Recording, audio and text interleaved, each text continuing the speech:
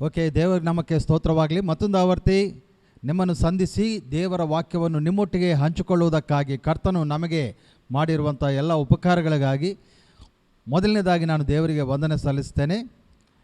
ಪ್ರಿಯರೇ, ಇವತ್ತು ನಾವು 3ನೇ ಎಪಿಸೋಡ್ಗೆ ಬಂದಿದ್ದೇವೆ. ಪ್ರಕಟಣೆ ವಿಷಯದಲ್ಲಿ ಸಭೆಯನ್ನು ದಾರಿ ತಪ್ಪಿಸುತ್ತಿರುವಂತಹ ಆರ್ ಪಾಲ್ ಇವರ ಒಂದು ಸುಳ್ಳು ಬೋಧನೆಯ ಮೇಲೆ 3ನೇ ಭಾಗಕ್ಕೆ ನಾವು ಬಂದಿದ್ದೇವೆ ಪೋಸ್ಟ್ ಮಾರ್ಟಮ್ ಮಾಡಲಿಕ್ಕೆ. ಪ್ರಿಯರೇ, ಕಳೆದ 2 ಎಪಿಸೋಡ್ಗಳಿಂದ ಅನೇಕ ವಿಷಯಗಳನ್ನು ನಿಮ್ಮೊಟ್ಟಿಗೆ ಹಂಚಿಕೊಂಡಿದ್ದೇನೆ. ಅನೇಕರು ನನಗೆ ಫೋನ್ ಮಾಡುತ್ತಾ ಸತ್ಯವನ್ನು ನಾವು ತಿಳಿದುಕೊಳ್ತಾ ಇದ್ದೀವಿ, ಇದುವರೆಗೂ ನಾವು ಸುಳ್ಳಲ್ಲಿದ್ದೇವೆ, ಬಹಳಷ್ಟು ಒಳ್ಳೆಯ ರೀತಿಯಿಂದ ನೀವು ವಾಕ್ಯಗಳನ್ನು ತೋರಿಸುತ್ತಾ ಪ್ರತಿ ಒಂದು ವಿಷಯಕ್ಕೂ ಕೂಡ ವಾಕ್ಯವನ್ನು ಮುಂದಿಟ್ಟು ಮಾತನಾಡ್ತಾ ಇದ್ದೀರಿ, ಸತ್ಯವನ್ನು ಬಯಲುಪಡಿಸ್ತಾ ಇದ್ದೀರಿ ಎಂಬುದಾಗಿ ಅನೇಕರು ತಮ್ಮ ಅನಿಸಿಕೆಗಳನ್ನು ಅಭಿಪ್ರಾಯಗಳನ್ನು ಹಂಚಿಕೊಂಡು ನನ್ನನ್ನು ಪ್ರೋತ್ಸಾಹ ಮಾಡುತ್ತಿರುವುದಕ್ಕಾಗಿ ನಾನು ಮೊದಲನೇದಾಗಿ ದೇವರಿಗೆ ವಂದನೆ ಸಲ್ಲಿಸ್ತೇನೆ. ಅದೇ ರೀತಿಯಲ್ಲಿ ನಿಮ್ಮನ್ನು ಕೂಡ ನಾನು ಅಭಿನಂದಿಸ್ತೇನೆ. ಸತ್ಯಕ್ಕಾಗಿ ನೀವು ನಿಂತುಕೊಳ್ತಾ ಇದ್ದೀರಿ, ಅದಕ್ಕಾಗಿ ವಂದನೆ. ಇನ್ನು ಕೆಲವೊಬ್ಬರು ಅಂಧ ಭಕ್ತರು, ಕುರುಡ ಭಕ್ತರು, ವ್ಯಕ್ತಿಯ ಮೇಲೆ ಅಭಿಮಾನ ಇಟ್ಟುಕೊಂಡವರು ನನಗೆ ನೆಗೆಟಿವ್ ಆಗಿ ನೇರವಾಗಿ ನೀನು ಆ್ಯಂಟಿ ಕ್ರೈಸ್ಟ್ ಎಂಬುದಾಗಿ ಕೆಲವೊಬ್ಬರು ಹೇಳ್ತಾ ಇದ್ದಾರೆ. ಕೆಲವೊಬ್ಬರು ನಿನಗೇನು ವಾಕ್ಯ ಗೊತ್ತಿಲ್ಲ, ನೀನು ವಾಕ್ಯವನ್ನು ಓದುಕೋ ಎಂಬುದಾಗಿ ಅವರು ಹೇಳ್ತಾ ಇದ್ದಾರೆ. ಅವರೆಲ್ಲರ ವಿಷಯದಲ್ಲಿ ಕೂಡ ನಾನು ದೇವರಿಗೆ ವಂದನೆ ಸಲ್ಲಿಸ್ತೇನೆ. ದೇವರಿಗೆ ಸ್ತೋತ್ರವಾಗಲಿ. ಅವರ ಕಣ್ಣುಗಳು ಕರ್ತನು ತೆರೆಯ ಮಾಡಲಿ, ಅದರ ಬಗ್ಗೆ ನಾನು ಚಿಂತೆ ಮಾಡೋದಿಲ್ಲ. ಪ್ರೈಸ್ ಅಲಾಡ್. ಯಾಕಂದರೆ ಸ್ಟಫ್ ಇದ್ದವರು ಅಥವಾ ವಾಕ್ಯ ಗೊತ್ತಿದ್ದವರು ವಾಕ್ಯದ ಮೂಲಕ ಮಾತನಾಡ್ತಾರೆ, ಅಪಹಾಸ್ಯ ಮಾಡೋದಿಲ್ಲ ಅಥವಾ ಅವರು ನೇರವಾಗಿ ನಮ್ಮನ್ನು ಹೀನಾಯವಾಗಿ ಮಾತನಾಡುವಂಥದ್ದು ಇರುವುದಿಲ್ಲ. ಒಂದು ವೇಳೆ ಸತ್ಯವು ಗೊತ್ತಿರುವುದಾದರೆ, ನಾನು ಅಸತ್ಯವು ಮಾತನಾಡ್ತಿರುವುದಾದರೆ ಅದನ್ನು ಬಿಡಿಸಿ ನನಗೆ ಹೇಳ್ರೆ ನಾನು ಕೂಡ ತಿದ್ದುಕೊಳ್ಳುವುದಕ್ಕೆ ನಾನು ಖಂಡಿತವಾಗಿ ಯಾವಾಗಲೂ ಕೂಡ ಸಿದ್ಧ ಮನಸ್ಸು ಉಳ್ಳವನಾಗಿರುತ್ತೇನೆ. ಬಟ್ ವಾಕ್ಯವಿಲ್ಲದೆ ಯಾವುದೋ ಒಂದು ಗೂಬೆ ಕಥೆಗಳನ್ನು ಮಾತನಾಡುತ್ತಿರುವಂತಹ ಆರ್ ಪೌಲ್ ಅವರನ್ನು ಕುರುಡರಾಗಿ ಮತ್ತು ಅಂಧಭಕ್ತರಾಗಿ, ಹೀಗೆ ಹೇಗೆ BJP ಪಾರ್ಟಿಯವರೆಲ್ಲ ಮೋದಿಯನ್ನು ಹಿಂಬಾಲಿಸ್ತಾ ಇದ್ದಾರೆ, ಹಾಗೆ ಆ ತಪ್ಪು ನಾವು ಮಾಡೋದು ಬೇಡ. ನಾವು ಸತ್ಯವಂತರು, ಬೆರೆಯ ಪಟ್ಟಣಸ್ಥರು ಮತ್ತು ಥೆಸಲೋನಿಕ ಪಟ್ಟಣಸ್ಥರು, ಅಪೊಸ್ತಲರಾದ ಪೌಲನು, ಆತನಿಗಿಂತ ದೊಡ್ಡ ಸೇವಕರು ಯಾರಿಲ್ಲ. ಅವರು ಹೇಳಿದ್ದನ್ನೇ ಪರೀಕ್ಷಿಸಿ ತದನಂತರ ಅವರು ಸತ್ಯವನ್ನು ಒಪ್ಪಿಕೊಂಡರು ಎಂಬುದಾಗಿ ಸತ್ಯವೇದದಲ್ಲಿ ಬರೆಯಲ್ಪಟ್ಟಿದೆ. ಹಾಗಾಗಿ ದಯವಿಟ್ಟು ನನ್ನನ್ನು ನೋಡಬೇಡ್ರಿ, ಆರ್ ಪೌಲನ್ನು ನೋಡಬೇಡ್ರಿ. ಹೇಳುವಂಥ ಮಾತುಗಳನ್ನು ಸತ್ಯವೇದ ಎಂಬ ಬೆಂಕಿಯಲ್ಲಿ ಹಾಕಿ ಅದು ಸುವರ್ಣವೋ ಅಥವಾ ಮಣ್ಣೋ ನೀವೇ ತಿಳಿದುಕೊಂಡು ಆ ಸಮಯದಲ್ಲಿ ನೀವು ಸತ್ಯವನ್ನು ನಂಬಿಕೊಳ್ಳಬೇಕು ಎಂಬುದಾಗಿ ನಾನು ಪ್ರೀತಿಯಿಂದ ಕಳಕಳಿಯಿಂದ ಮನವಿ ಮಾಡ್ತಾ ಇದ್ದೇನೆ. ಹಾಗಾಗಿ ಸುಮ್ಮನೆ ಕೇಳದೆ ಡೈರೆಕ್ಟಾಗಿ ವ್ಯಕ್ತಿ ಅಭಿಮಾನವನ್ನು ತೋರಿಸುತ್ತಾ ಮಾತನಾಡುವುದನ್ನು ನಿಲ್ಲಿಸಿರಿ. ಒಂದು ವೇಳೆ ನಿಲ್ಲಿಸಲಿಲ್ಲಂದರೂ ಕೂಡ ಕರ್ತನಿಗೆ ನಾನು ನಿಮ್ಮನ್ನು ಒಪ್ಪಿಸ್ತೇನೆ. ದೇವರೇ ನಿಮ್ಮ ಕಣ್ಣುಗಳನ್ನು ತೆರೆ ಮಾಡ್ತಾನೆ. ಓಕೆ, ಪ್ರೈಸ್ ಅಲಾಡ್. ಇವತ್ತು ನೇರವಾಗಿ 3ನೇ ಎಪಿಸೋಡಲ್ಲಿ ಆರ್ ಪೌಲ್ ಅವರು ಸಭೆಯನ್ನು ಹೇಗೆ ದಾರಿ ತಪ್ಪಿಸ್ತಾ ಇದ್ದಾರೆ, ದಿಕ್ಕು ತಪ್ಪಿಸ್ತಾ ಇದ್ದಾರೆ ಎಂಬ ವಿಷಯಗಳನ್ನು ಇನ್ನೂ ಕೆಲವೊಂದು ಪ್ರಶ್ನೆಗಳ ಮೂಲಕ ನಾನು ಕೇಳಿ, ನಾನು ಮಾಡುತ್ತಿರುವಂಥ ಇನ್ನೊಂದು ವಿಷಯ ಅಂದರೆ ಪ್ರಶ್ನೆಗಳು ಹಾಕಿ ಬಿಡ್ತಾ ಇಲ್ಲ. ಪ್ರತಿ ಪ್ರಶ್ನೆ ಮತ್ತು ಸತ್ಯವೇದದ ಒಂದು ಬೆಂಕಿಯಲ್ಲಿ ಹಾಕಿ ಸತ್ಯವೇದದ ಮೂಲಕ ಸತ್ಯವನ್ನು ನಾನು ನಿಮ್ಮ ಮುಂದೆ ಇಡ್ತಾ ಇದ್ದೀನಿ. ಹಾಗಾಗಿ ಈ ಪ್ರಯತ್ನದಲ್ಲಿ ನನ್ನೊಟ್ಟಿಗೆ ನೀವು ಕೂಡ ಪಾಲಿಭಾಗಸ್ಥರಾಗಿ ಈ ಸತ್ಯವೇದವನ್ನು ಹುಡುಕಿ ಸತ್ಯವನ್ನು ತಿಳಿದುಕೊಳ್ಳಬೇಕು ಎಂಬುದಾಗಿ ನಾನು ಪ್ರೀತಿಯಿಂದ ನಿಮ್ಮಲ್ಲಿ ಮನವಿ ಮಾಡ್ತಾ ಇದ್ದೇನೆ. ಪ್ರಿಯರೇ, ನಾವು ನೇರವಾಗಿ ಆರ್ ಪೌಲ್ ಅವರು ಏನು ಮಾತನಾಡಿದ್ದರೋ ನಾವು ನೋಡಿ 6ನೇ ಪ್ರಶ್ನೆಯೊಂದಿಗೆ ಇವತ್ತು ನಾವು ಪ್ರಾರಂಭ ಮಾಡಿಕೊಳ್ಳೋಣ. ಯಾಕಂದರೆ ಕಳೆದ 2 ಎಪಿಸೋಡ್ನಲ್ಲಿ 5 ಪ್ರಶ್ನೆಗಳಿಂದ ನಾವು ಅನೇಕ ವಿಷಯಗಳನ್ನು ನಾವು ಧ್ಯಾನ ಮಾಡಿದ್ದೇವೆ. ಈ ದಿನ ನಾವು 6ನೇ ಪ್ರಶ್ನೆಯಿಂದ ಇನ್ನೂ ಕೆಲವೊಂದು ಸತ್ಯಾಂಶಗಳನ್ನು ತಿಳಿದುಕೊಳ್ಳೋದಕ್ಕೆ ನಾವು ಪ್ರಯತ್ನ ಮಾಡೋಣ. ಬನ್ನಿ, ನಿಮಗಾಗಿ ನಾನು ಅವರ ವಿಡಿಯೋವನ್ನು ತೋರಿಸಿ ತದನಂತರ ಪ್ರಶ್ನೆಯನ್ನು ಹಾಕಿ ನನ್ನ ಸಂದೇಶವನ್ನು ನಾನು ಮುಂದೆ ಬರೆಸ್ತೇನೆ. Praise the Lord. ನಂಬದವರು 2ನೇ ಗ್ರೂಪ್ ಯಾರು? ಹಿಂಜರಿದು ಹೋದ ವಿಶ್ವಾಸಿಗಳು. ಹಿಂಜರಿದು ಹೋದ ಈ ಎರಡೂ ಗ್ರೂಪು ಕ್ರಿಸ್ತ ವಿರೋಧಿ ಕಾಲದಲ್ಲಿ ಭೂಮಿಯ ಮೇಲೆ ಉಳಿತಾರೆ. ಈಗ ನೀವು ಕೇಳಬಹುದು, ಬ್ರದರ್, ಕ್ರಿಸ್ತ ವಿರೋಧಿ ಕಾಲದಲ್ಲಿ ಹಾಗೆ ಏನಾಗಲಿಕ್ಕಿದೆ? ಕ್ರಿಸ್ತ ವಿರೋಧಿ ಕಾಲದಲ್ಲಿ ಏನು ಆಗಲಿಕ್ಕಿದೆ? ಚೆನ್ನಾಗಿ ಗಮನಿಸಬೇಕು. ಯಾವ ಜನರು ಈಗ ಬರುವಂಥ ಯೇಸು ಸ್ವಾಮಿ ಸಂಗಡ ಪರಲೋಕ ಹೋಗೋದಿಲ್ಲವೋ, ಸಿನಿಮಾ, ಸೀರಿಯಲ್, ಇಂಟರ್ನೆಟ್, ಸೆಲ್ಫೋನು, ಕೆಟ್ಟ ಕೆಟ್ಟದ್ದು ನೋಡುವುದು, ಕೆಟ್ಟ ಕೆಟ್ಟದ್ದು ಮಾತಾಡುವುದು, ಸಾರಾಯ, ತಂಬಾಕು, ಬೀಡಿ, ಸಿಗರೆಟ್, ವ್ಯಭಿಚಾರ, ಕೋರ್ಟು, ಕೇಸು, ಲೋನು ಏನಾದರೂ ಮಾಡಿಕೊಂಡು ಯೇಸು ಸ್ವಾಮಿ ಸಂಗಡ ಪರಲೋಕ ಹೋಗದೆ ಯಾರು ಕ್ರಿಸ್ತ ವಿರೋಧಿ ಕಾಲದಲ್ಲಿ ಭೂಮಿ ಮೇಲೆ ಉಳಿತಾರೋ ಅವರ ಮೇಲೆ ಯೇಸು ಸ್ವಾಮಿಯೇ ಪರಲೋಕದಿಂದ 21 ಉಪದ್ರವ ಕಲಿಸಲಿಕ್ಕಿದ್ದಾನೆ. ಓಕೆ, ಇವತ್ತು ನನ್ನ ಮೊದಲನೇ ಪ್ರಶ್ನೆ ಅಂದರೆ 6ನೇ ಪ್ರಶ್ನೆ.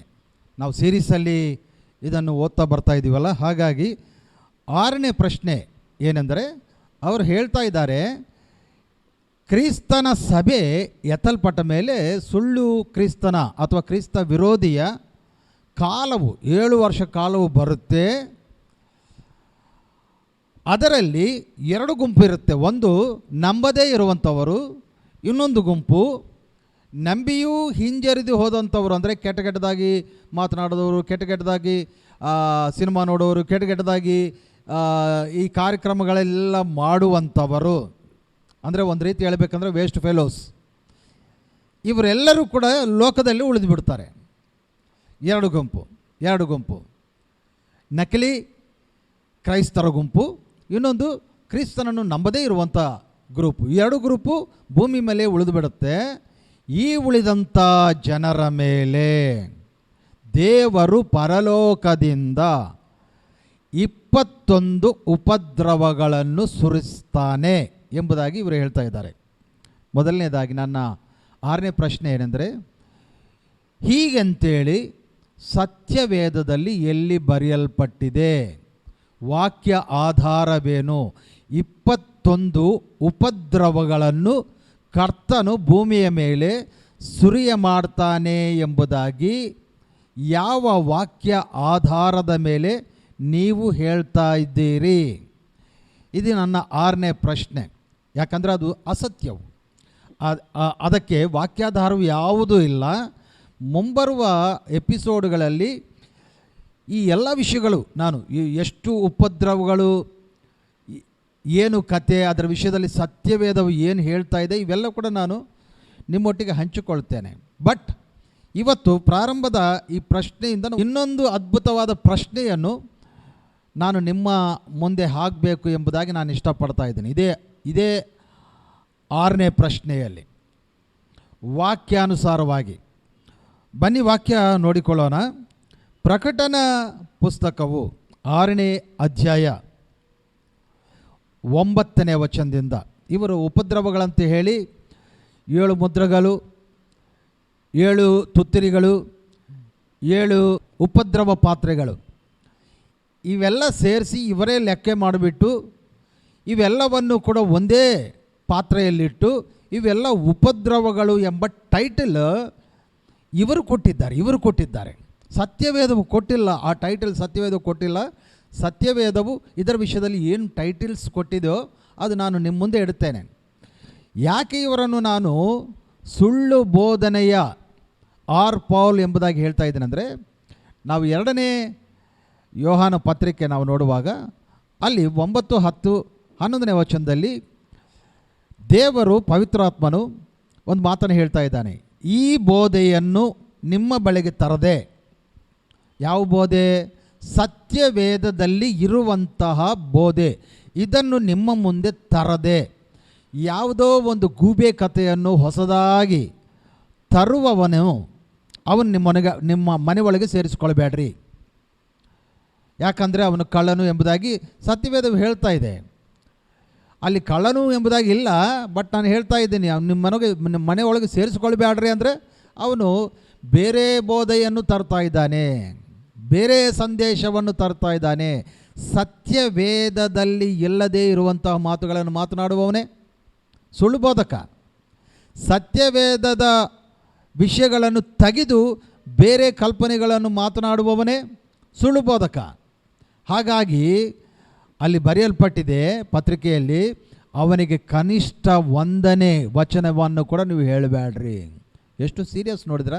ಯಾಕಂದರೆ ಅವನು ಮೋಸ ಮಾಡುವವನು, ನಾಶ ಮಾಡುವವನು, ದಿಕ್ಕು ತಪ್ಪಿಸುವವನು. ಅದಕ್ಕಾಗಿ 3 ಟೈಟಲ್ಸ್ ನಾನು ಆತನಿಗೆ ಕೊಟ್ಟಿದ್ದೇನೆ. ಮೊದಲನೇದಾಗಿ ನಾಶ ಮಾಡುತ್ತಿರುವಂಥ ಆರ್ಪಾಲ್ ಎಂಬುದಾಗಿ ಸಭೆಯನ್ನು, ಎರಡನೇದಾಗಿ ಸಭೆಯನ್ನು ಮೋಸ ಮಾಡುತ್ತಿರುವಂಥ ಆರ್ಪಾಲ್, ಈ ದಿನ ಸಭೆಯನ್ನು ದಿಕ್ಕು ತಪ್ಪಿಸುವಂಥ ಆರ್ಪಾಲ್. ಭಾಳಷ್ಟು ಮಂದಿ ಕಮೆಂಟ್ ಮಾಡುತ್ತಾ ನನಗೆ ಹೇಳ್ತಾ ಇದ್ದಾರೆ, ಅವರು ಲೋಕವೆಲ್ಲ ಕೂಡ ಸುವಾರ್ತೆ ಸಾರ್ತಾ ಇದ್ದೀರ್ರಿ, ನೀವು 4 ಗೋಡೆಗಳ ಮಧ್ಯೆ ಕೂರ್ತು ನೀವು ಏನೋ ಹೇಳಿಬಿಟ್ರೆ ಸತ್ಯವಂತರಾಗ್ಬಿಡ್ತೀರಾ ಎಂಬುದಾಗಿ ಕೇಳ್ತಾ ಇದ್ದಾರೆ. ಅವರು ಲೋಕವೆಲ್ಲ ತಿರುಗಿ ಸಾರುವಂಥದ್ದು ಸುವಾರ್ತೆ ಎಂಬುದಾಗಿ ಹೆಂಗೆ ಹೇಳ್ತಾ ಇದ್ದೀರಿ? ಸುವಾರ್ತೆ ಅಂದರೆ ಅಂದರೆ ಒಳ್ಳೆಯದು. ವಾರ್ತೆ, ಒಳ್ಳೆಯ ವಾರ್ತೆ ಯಾವಾಗಾಗುತ್ತೋ ಗೊತ್ತಾ? ಸತ್ಯವೇದದಿಂದ ತೆಗೆದು ಹೇಳುವಾಗ ಅದು ಒಳ್ಳೆಯ ವಾರ್ತೆ ಆಗುತ್ತೆ. ಸತ್ಯವೇದದಲ್ಲಿ ಇಲ್ಲದೇ ಇರುವಂಥ ಎಷ್ಟು ಒಳ್ಳೆಯ ಮಾತುಗಳನ್ನು ಹೇಳಿದರೂ ಕೂಡ ಅದು ಸುಳ್ಳಾಗತ್ತೆ.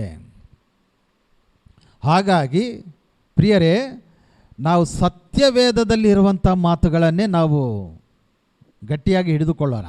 ಇವರು ಸತ್ಯವೇದದಲ್ಲಿ ಇಲ್ಲದಂಥ ಮಾತು ಏನದು? ದೇವರು ಈ ಜನರ ಮೇಲೆ ಯಾ ಜನರು ಎರಡು ಗುಂಪು ಹೇಳಿದ್ದೀನಿ. ಹಿಂಜರಿದು ಹೋದಂಥ ವೇಸ್ಟ್ ಫೆಲೋಸು, ಕ್ಲಿಯರಾಗಿ ಕೇಳಿಸ್ಕೋರು, ವೇಸ್ಟ್ ಫೆಲೋಸು ಎಂಬುದಾಗಿ ನಾನು ಹೇಳ್ತಾ ಇದ್ದೀನಿ. ವೇಸ್ಟ್ ಫೆಲೋಸು ಮತ್ತೆ ಹೇಳ್ತಾ ಇದ್ದೀನಿ. ಯಾಕಂದರೆ ಅವರು ಕೆಟ್ಟದಾಗಿ ಸಿನಿಮಾ ನೋಡೋರು, ಕೆಟ್ಟದಾಗಿ ಬೀಡಿ ಕುಡಿಯೋರು, ಕೆಟ್ಟದಾಗಿ ಇದೇ ಗುಂಪಲ್ಲ. ಅವ್ರು ಹೇಳೋ ಪ್ರಕಾರ ಕೆಟ್ಟದಾಗಿ ಎಲ್ಲ ಕೆಟ್ಟದಾಗಿ ಸಿನಿಮಾಗಳು, ಸಿಗರೇಟ್ಗಳು, ಬೀಡಿ, ತಂಬಾಕು, ಲೋನು ಇವರೆಲ್ಲ ಮಾಡಿಕೊಂಡವರು ಇವರು ಭೂಮಿ ಮೇಲೆ ಇರ್ತಾರೆ. ಇನ್ನೊಂದು ನಂಬಲಾರದೆ ಅವರು. ಓಕೆ, ಈಗ ನನ್ನ ಪ್ರಶ್ನೆ ಚೆನ್ನಾಗಿ ಕೇಳಿಸ್ಕೊಳ್ರಿ. ಸತ್ಯವೇದದಿಂದ ನಾನು ಎತ್ತಿ ಪ್ರಶ್ನೆ ಹಾಕ್ತೇನೆ. ಈ ವೇಸ್ಟ್ ಫೆಲೋಸ್ ಮೇಲೆ ದೇವರು ಪರಲೋಕದಿಂದ 21 ಇಲ್ಲ, ವಚನದಲ್ಲಿ ಇಲ್ಲ, 21 ಉಪದ್ರವಗಳು ಎಂಬುದಾಗಿ ಟೈಟಲ್ ಹಾಕಿದ್ದಾರೆ. ಇದು ಸುಳ್ಳು. ಮುಂದೆ ನಾನು ಹೇಳ್ತೇನೆ. ಸುರಿಯ ಮಾಡ್ತಾನೆ, ಉಪದ್ರವಗಳನ್ನು ಸುರಿಯ ಮಾಡ್ತೇನೆ ಎಂಬುದಾಗಿ ಹೇಳಿದ್ದಾರೆ. ಇಲ್ಲಿ ನೋಡ್ರಿ, ಈಗ ಪ್ರಕಟಣೆ 6:9 ಕುರಿಮರಿಯ 5ನೆಯ ಮುದ್ರೆಯನ್ನು ತೆರೆಯಿತು. ಆಗ ಯಜ್ಞ ವೇದಿಕೆಯ ಕೆಳಗೆ ಕೆಲವು ಆತ್ಮಗಳನ್ನು ನಾನು ನೋಡಿದ್ದೇನೆ. ಯಾರಿವರು? ಕ್ರಿಸ್ತನಿಗಾಗಿ ಪ್ರಾಣ ಕೊಟ್ಟಿದ್ದವರು, ಈಗಾಗಲೇ ಹತಸಾಕ್ಷಿಗಳಾಗಿರುವಂತಹ ಅನೇಕ ದೈವಭಕ್ತ ಜನರಿವರು. ಇವರು ಬಲಿಪೀಠದ ಕೆಳಗಿರುವುದನ್ನು ನಾನು ನೋಡಿದೆನು. ಎಲ್ಲಿರ್ತಾರೆ? ಬಲಿಪೀಠ ಕೆಳಗೆ ಅಂದರೆ ಬಲಿಯಾಗಿದ್ದಾರೆ. ಈಗ ಎಲ್ಲಿದ್ದಾರೆ ಅಂದರೆ ಪರದೇಶನಲ್ಲಿದ್ದಾರೆ. ಕ್ರಿಸ್ತನಿಗಾಗಿ ಪ್ರಾಣ ಕೊಟ್ಟು ಸತ್ತು ಹೋಗಿದ್ದಂಥವರು ಪರದೇಶನಲ್ಲಿದ್ದಾರೆ. ಇವರು ಅಲ್ಲಿಂದ ಕೂಗ್ತಾ ಇದ್ದಾರಂತೆ. ಬಲಿಪೀಠ ಅಂದರೆ ಇನ್ನೂ ವೇದನೆಯಲ್ಲಿದ್ದಾರೆ. ಅವರು ನೆಮ್ಮದಿ ಇಲ್ಲ. ಲೋಕಪರವಾದ ನೆಮ್ಮದಿ ಅಲ್ಲ. ನಮ್ಮನ್ನು ಈ ಜನರು ಅನ್ಯಾಯವಾಗಿ ಮತ್ತು ಸುವಾರ್ತೆ ಸಾರಿದೆವು ಅಂತೇಳಿ, ಒಳ್ಳೆಯ ಬದುಕನ್ನು ಬದುಕಿದ್ದೇವೆ ಅಂತೇಳಿ ನಮ್ಮನ್ನು ಸಾಯಿಸಿದ್ದಾರಲ್ವಾ? ಎಷ್ಟು ಭಯಂಕರ ಇದು! ನಾವೇನು ತಪ್ಪು ಮಾಡಿದ್ದೀವಿ? ನಾವು ಒಳ್ಳೆಯ ಜೀವಿತವನ್ನು ಜೀವಿಸಿದ್ದೇವೆ.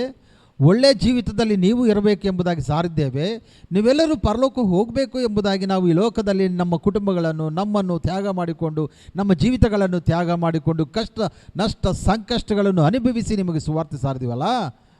ಈ ಜನರು ನಮ್ಮನ್ನು ಬಹು ಭಯಂಕರವಾಗಿ ಕೊಂದಿದ್ದಾರೆ. ಇಲ್ಲ, ಅದನ್ನೇ ಹೇಳ್ತಾ ಇದ್ದಾರೆ. ದೇವರ ಸಂದೇಶಕ್ಕೂ ತಾವು ಸ್ವೀಕರಿಸಿಕೊಂಡ ಸತ್ಯಕ್ಕೂ ನಂಬಿಕಸ್ಥರಾಗಿದ್ದ ಕಾರಣ ಕೊಲ್ಲಲ್ಪಟ್ಟವರ ಆತ್ಮಗಳವು. 10ನೇ ವಚನ. ಈ ಆತ್ಮಗಳು ಪವಿತ್ರಾತ್ಮನಾದ ಮತ್ತು ಸತ್ಯವಂತನಾದ ಪ್ರಭುವೇ ನಮ್ಮನ್ನು ಕೊಂದ ಜನರಿಗೆ ತೀರ್ಪು ನೀಡಲು ಮತ್ತು ಅವರನ್ನು ದಂಡಿಸಲು ನೀನು ಎಷ್ಟು ಕಾಲ ತೆಗೆದುಕೊಳ್ತೀಯಪ್ಪ ಎಂಬುದಾಗಿ ಗಟ್ಟಿಯಾದ ಧ್ವನಿಯಲ್ಲಿ ಕೂಗಿದರು.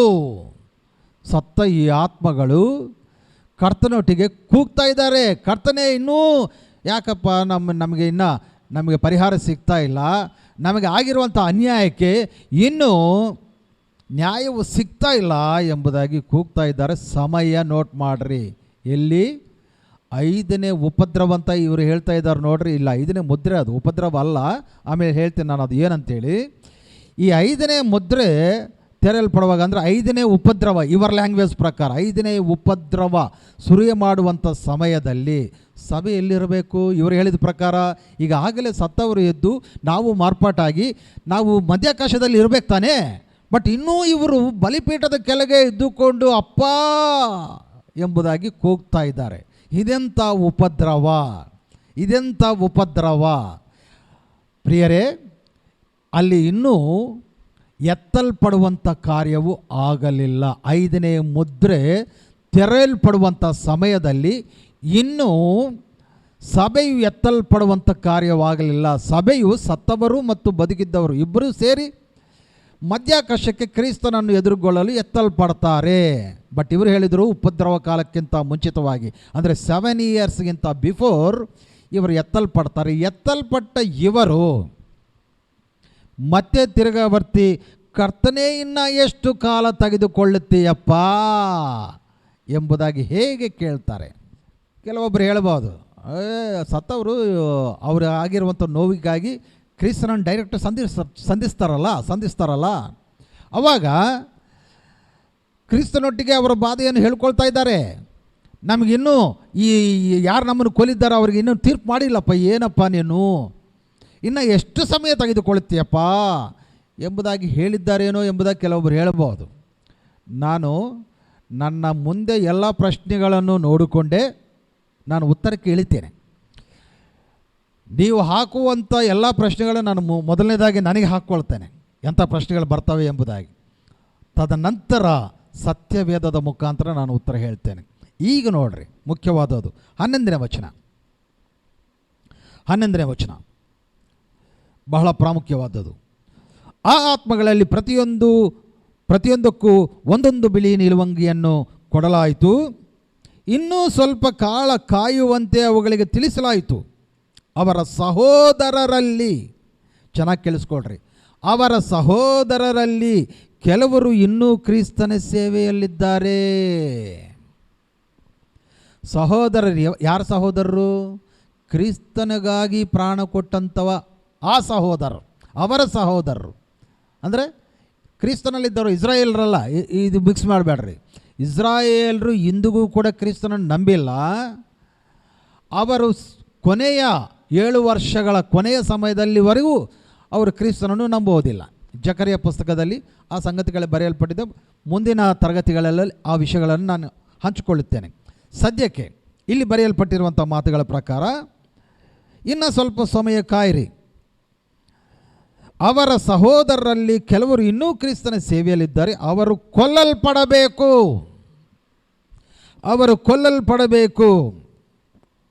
ಈ ಕೊಲೆಗಳೆಲ್ಲ ಮುಗಿಯುವ ತನಕ ಕಾಯಬೇಕು.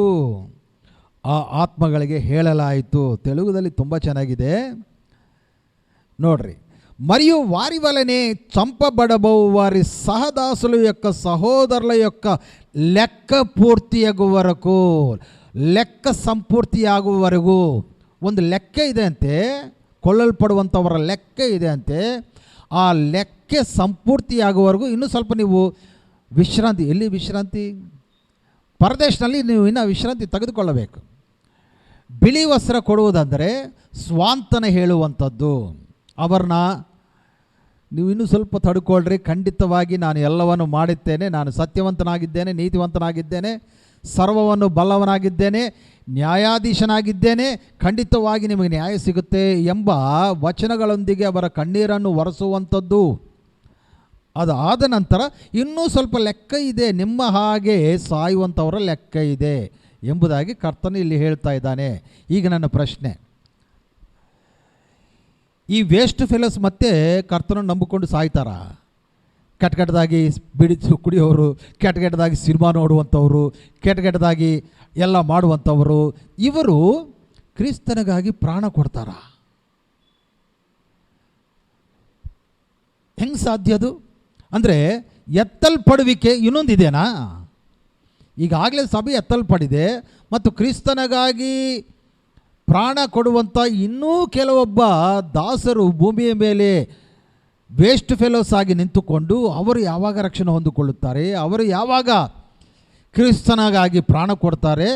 ಪ್ರಾಣ ಕೊಡುವಂಥ ಅವರು ಹೇಗೆ ಮತ್ತೆ ಪರಲೋಕಕ್ಕೆ ಹೋಗ್ತಾರೆ? ಯಾಕಂದರೆ ಮೃತರ ಪುನರುತ್ಥಾನವು ಒಂದೇ. ಅವರು ಎದ್ದೇಳ್ತಾರೆ, ಅವರೊಟ್ಟಿಗೆ ನಾವು ಸೇರಿಕೊಳ್ತೇವೆ, ಕರ್ತನೊಟ್ಟಿಗೆ ಹೋಗಿಬಿಡ್ತೇವೆ.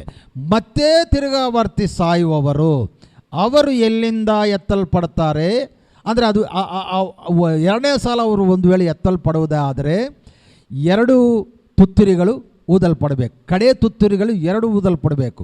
ಮೊದಲನೇದು ಇವರು ಹೇಳಿದ ಪ್ರಕಾರ 7 years ಬಿಫೋರ್. ಇನ್ನೊಂದು ಮತ್ತೊಂದು ಆವರ್ತಿ ವೇಸ್ಟ್ ಫೆಲೋಸ್ ಕೆಲವೊಬ್ಬರು ಕೆಟ್ಟದಾಗಿ ಸಿನಿಮಾ ನೋಡೋರು, ಕೆಟ್ಟದಾಗಿ ಮಾಡುವವರು, ಇವರೆಲ್ಲರೂ ಕೂಡ ಮತ್ತೊಂದು ಆವರ್ತಿ ಕ್ರಿಸ್ತನನ್ನು ನಂಬಿಕೆ ಇಟ್ಟು, ಮೊದಲನೇದಾಗಿ ಇಟ್ಟಿಲ್ಲ ಪಾಪ, ಯಾಕೋ ಮತ್ತು ಇಲ್ಲಿಡ್ತಾ ಇದ್ದಾರ, ಅದು ಹೆಂಗೆ ಸಾಧ್ಯವೋ ಅರ್ಥ ಆಗಲಿಲ್ಲ. ಅಂದರೆ 2 ವಿಭಾಗಗಳಾಗಿ ಎತ್ತಲ್ಪಡುವಂಥ ವಿಷಯಗಳನ್ನು ಸಾರುವಂಥ E.R. ಪಾಲ್ ಯಾಕೆ ಸುಳ್ಳು ಬೋಧಕನು ಆಗುವುದಿಲ್ಲ ಎಂಬುದಾಗಿ ನನ್ನ ಪ್ರಶ್ನೆ. ಪ್ರಿಯರೇ, ಇನ್ನೂ ಲೆಕ್ಕ ಸಂಪೂರ್ತಿ ಆಗಬೇಕಂತೆ. ಲೆಕ್ಕ ಸಂಪೂರ್ತಿ ಆಗುವವರೆಗೂ, ಹತಸಾಕ್ಷಿಯರ ಲೆಕ್ಕ ಸಂಪೂರ್ತಿ ಆಗುವವರೆಗೂ ಸಭೆಯ ನಿರ್ಮಾಣ ಸಂಪೂರ್ತಿ ಆಗುವುದಿಲ್ಲ. ಯಾವಾಗ ಸಭೆಯ ನಿರ್ಮಾಣವು ಸಂಪೂರ್ತಿಯಾಗುತ್ತೋ ಆವಾಗ ಕಡೆ ತುತ್ತೂರಿ ಊದಲ್ಪಡುತ್ತೆ. ಕಡೆ ತುತ್ತೂರಿ ಊದಲ್ಪಡುವಾಗ ಕ್ರಿಸ್ತನಿಗಾಗಿ ಸತ್ತವರು, ಕ್ರಿಸ್ತನಿಗಾಗಿ ಬದುಕಿದ್ದವರು, ಕ್ರಿಸ್ತನಿಗಾಗಿ ಮೃತ್ಯು ಹೊಂದಿದ್ದವರು ಮತ್ತು ಸಾಧಾರಣ ಮರಣ ಹೊಂದಿದ್ದವರು ಮತ್ತು ಇಲ್ಲೇ ನಿಂತುಕೊಂಡಿದ್ದವರು ಎಲ್ಲರೂ ಒಂದೇ ಸಲ ಸೇರಿಕೊಂಡು ಕರ್ತನನ್ನು ಸಂಧಿಸ್ತೇವೆ. ಒಂದೇ ಸಲ, ನೋ ಸೆಕೆಂಡ್ ಚಾನ್ಸ್. ಎರಡನೇ ಚಾನ್ಸ್ ಇಲ್ಲ. ಇನ್ನೊಂದು ದೊಡ್ಡ ದುರ್ಬೋಧೆ ಇದೆ, ನಿಮಗೆ ಗೊತ್ತಾ? ಬೈಬಲ್ ಮಿಷನ್ ವ್ಯವಸ್ಥಾಪಕರಾಗಿರುವಂತಹ ಮುಂಗಮೂರು ದೇವದಾಸ್ ಇವರು ಹೇಳ್ತಾ ಇದ್ದಾರೆ, ನರಕದಲ್ಲಿ ಕೂಡ ಇನ್ನೊಂದು ಅವಕಾಶವಿದೆ ಎಂಬುದಾಗಿ. ಹಿಂಗೆ ಸುಳ್ಳು ಬೋಧಕರು ಬೆಳ್ತಾನೆ ಇರ್ತಾರೆ. ಇನ್ನೊಂದು ಅವಕಾಶ ನರಕದಲ್ಲಿರೋದಾದರೆ ಇಷ್ಟೊಂದು ಪವಿತ್ರತೆಯನ್ನು ಕಾಪಾಡಿಕೊಂಡು ಪರಿಶುದ್ಧರಾಗಿ ಜೀವಿಸುವುದಕ್ಕಾಗಿ ನಾವು ಕಷ್ಟಪಡುವುದು, ಸಂಕಟ ಪಡುವುದು, ಆಹಾರವನ್ನು ಕಳೆದುಕೊಳ್ಳೋದು, ಬಟ್ಟೆಗಳನ್ನು ಕಳೆದುಕೊಳ್ಳುವುದು, ಇಂಥ ಭಯಂಕರವಾದ ಹಿಂಸೆ ಯಾಕ್ರಿ? ಡೈರೆಕ್ಟ್ ನರಕಕ್ಕೆ ಹೋಗಿ ಎಲ್ಲ ಎಂಜಾಯ್ ಮಾಡಿ, ಭೂಮಿಯಲ್ಲಿ ಎಲ್ಲವನ್ನು ಎಂಜಾಯ್ ಮಾಡಿ, ನರಕಕ್ಕೆ ಹೋಗಿ ಅಲ್ಲಿ ಸುವಾರ್ತೆ ಸಾರಿದುಕೊಳ್ಳೆ ಜೈ ಯೇಸು ಮಸಿ ಎಂಬುದಾಗಿ ರಕ್ಷಣೆ ಹೊಂದಿಕೊಂಡ್ರೆ ಮುಗಿದೋಯ್ತು ಕತೆ. ಎಂಥ ಸುಳ್ಳು ಬೋಧನೆಗಳು ಬರ್ತಾವೆ ನೋಡ್ರಿ. ಇರುವಂಥ ಅವಕಾಶವು ಒಂದೇ, ಯೇಸುವಿನ ನಾಮದಲ್ಲಿ. 2 ಅವಕಾಶಗಳು ಸಿಗೋದಿಲ್ಲ. ಒಂದೇ ಜನ್ಮ. ನಾವು ಕರ್ತನಲ್ಲಿ ಹೊಸ ಜನ್ಮ ಪಡೆದುಕೊಳ್ಳಬೇಕು, ಹೊಸದಾಗಿ ಹುಟ್ಟಬೇಕು, ಹೊಸದಾಗಿ ಜೀವಿಸಬೇಕು, ಕರ್ತನಿಗಾಗಿ ಹಿಂಸೆಗಳನ್ನು ಸಹಿಸಿಕೊಳ್ಳಬೇಕು. ಒಂದು ವೇಳೆ ಲೆಕ್ಕೆಯಲ್ಲಿ ನಾವು ಕೂಡ ಇರುವುದಾದರೆ ಕರ್ತನಿಗಾಗಿ ಪ್ರಾಣ ಕೊಡಬೇಕು. ಇದೆಲ್ಲ ಆಗುವ ತನಕ ಕರ್ತನು ಬರುವುದಿಲ್ಲ. ಸ್ವಲ್ಪ ಕಾಲವು ನೀವು ವಿಶ್ರಮಿಸಿರಿ ಎಂಬುದಾಗಿ ಅಲ್ಲಿ ಬರೆಯಲ್ಪಟ್ಟಿದೆ. ನೋಡ್ರಿ, ಇನ್ನೊಂದು ಮಾತನ್ನು ನಾನು ಹೇಳಲಿಕ್ಕೆ ಇಷ್ಟಪಡ್ತೇನೆ. ಪ್ರಕಟಣೆ ಪುಸ್ತಕವು 20ನೇ ಅಧ್ಯಾಯ 4ನೇ ವಚನದಲ್ಲಿ ನೀವು ನೋಡುವಾಗ 24 ಎಲ್ಲ ಮುಗಿದ ಮೇಲೆ ಅಂದರೆ ಸೈತಾನನು ಬಂಧಿಸಲ್ಪಟ್ಟು ಅವನು ಪಾತಾಳದಲ್ಲಿ ಹಾಕಿ ಅವನನ್ನು ಸಮಾಧಿ ಮಾಡಿದ ಮೇಲೆ ಆಗುವಂಥ ಕಾರ್ಯಗಳು ಏನಾಗುತ್ತೆ? 4ನೇ ವಚನದಲ್ಲಿ ನಾವು ನೋಡುವಾಗ, ನಂತರ ನಾನು ಕೆಲವು ಸಿಂಹಾಸನಗಳನ್ನು ಮತ್ತು ಅವುಗಳ ಮೇಲೆ ಜನರು ಕುಳಿತಿರುವುದನ್ನು ನೋಡಿದ್ದೇನೆ. ಕ್ರಿಸ್ತನ ರಾಜ್ಯವು ಪ್ರಾರಂಭ. ಕ್ರಿಸ್ತನ ರಾಜ್ಯದಲ್ಲಿ ಕೆಲವೊಂದು ಸಿಂಹಾಸನಗಳಿರುತ್ತೆ, ಕೆಲವೊಂದು ಅಧಿಕಾರಿಗಳಿರ್ತಾರೆ, ಸ್ಥಾಯಿಗಳಿರುತ್ತೆ. ಸಿಂಹಾಸನದಲ್ಲಿ ಮಹಾಸಿಂಹಾಸನ, ಇನ್ನೊಂದು ಸಿಂಹಾಸನ ಸ್ಥಾಯಿಗಳಿರುತ್ತೆ. ಲೋಕಲ್ ಲೀಡರ್ಸ್ ಕೂಡ ಇರ್ತಾರೆ, ಸಾಮಾನ್ಯ ಜನರು ಕೂಡ ಇರ್ತಾರೆ, ಸಾಧಾರಣ ಜನರು ಕೂಡ ಇರ್ತಾರೆ. ಅದರಲ್ಲಿ ಪೂರ್ತಿ ಸಾಧಾರಣ ಜನರು ಕೂಡ ಇರ್ತಾರೆ. ಅಂದರೆ ಈ 7 ವರ್ಷ ಕಾಲದಲ್ಲಿ ಬದುಕಿದ್ದವರು ಕೆಲವೊಬ್ಬರು, ಉಪದ್ರವಗಳನ್ನು ತಪ್ಪಿಸಿಕೊಂಡು ಬದುಕಿದ್ದವರು ಹಂಗೆ 1000 ವರ್ಷಗಳಲ್ಲಿ ಹೋಗ್ತಾರೆ. ಅವರು ಸಾಧಾರಣ ಜನರಾಗಿ ಇರ್ತಾರೆ. ಅದನ್ನು ಆರ್ ಪೌಲ್ ಅವರು ಕೂಡ ಹೇಳಿದರು. ಓಕೆ ಪ್ರಿಯರೇ, ಇದರಲ್ಲಿ ಅಂತಸ್ತುಗಳು ಭಾಳ ವ್ಯತ್ಯಾಸವಿದೆ. ಸಿಂಹಾಸನ, ದೊಡ್ಡ ಸಿಂಹಾಸನಗಳು, ಸಣ್ಣ ಸಿಂಹಾಸನಗಳು, ಕುರ್ಚಿಗಳು, ಸಾಧಾರಣ ಜನರು, ಅತ್ಯಂತ ಸಾಧಾರಣ ಜನರು, ಹೀಗೆ ವ್ಯವಸ್ಥೆಗಳಿರುತ್ತೆ. ಇಲ್ಲಿ ಸತ್ಯವೇದದಲ್ಲಿ ಬರೆಯಲ್ಪಟ್ಟಿರುವಂಥ ವಿಷಯಗಳು ನಾನು ಹೇಳ್ತಾ ಇದ್ದೇನೆ. ನಂತರ ನಾನು ಕೆಲವು ಸಿಂಹಾಸನಗಳನ್ನು ಅದರ ಮೇಲೆ ಕುಳಿತಿರುವುದನ್ನು ನಾನು ನೋಡಿದ್ದೇನೆ. ಈ ಜನರು, ಇವರು ಜಡ್ಜಸ್, ತೀರ್ಪು ನೀಡುವ ಅಧಿಕಾರವನ್ನು ಹೊಂದಿದ್ದರು. ಇವರಿಗೆ ಸ್ಪೆಷಲ್ ಪರ್ಮಿಷನ್, ಇವರು ತೀರ್ಪನ್ನು ಕೊಡ್ತಾರೆ. ಆಳ್ವಿಕೆ ಮಾಡೋವರು ಕೆಲವೊಬ್ಬರು, ತೀರ್ಪನ್ನು ಕೊಡೋವರು ಕೆಲವೊಬ್ಬರು. ಈಗ ನಮ್ಮ ಪ್ರಜಾಪ್ರಭುತ್ವದಲ್ಲಿ ಹೇಗೆ ತಹಸೀಲ್ದಾರು, ಜಿಲ್ಲಾಧಿಕಾರಿ, CM, PM ಇವರೆಲ್ಲರೂ ಅದಾರ ನೋಡ್ರಿ, ಹಾಗೆ ಇವರು ಜಡ್ಜಸ್ ಅಂತೆ, ಜಡ್ಜಸ್ ತೀರ್ಪು ನೀಡುವುದಕ್ಕೆ ಅಧಿಕಾರವನ್ನು ಹೊಂದಿದ್ದರು. ಯಾರಿವರು? ಯೇಸುವಿನ ಸತ್ಯಕ್ಕೆ ಮತ್ತು ದೇವರ ಸಂದೇಶಕ್ಕೆ ನಂಬಿಕಸ್ಥರಾದ ನಿಮಿತ್ತವಾಗಿ ಕೊಲ್ಲಲ್ಪಟ್ಟವರು. Price the lord. ಈ ಕೊಲ್ಲಲ್ಪಟ್ಟವರ ಜೀವಾತ್ಮಗಳನ್ನು ನಾನು ನೋಡಿದೆನು. ಈ ಜನರು ಎಲ್ಲಿಂದ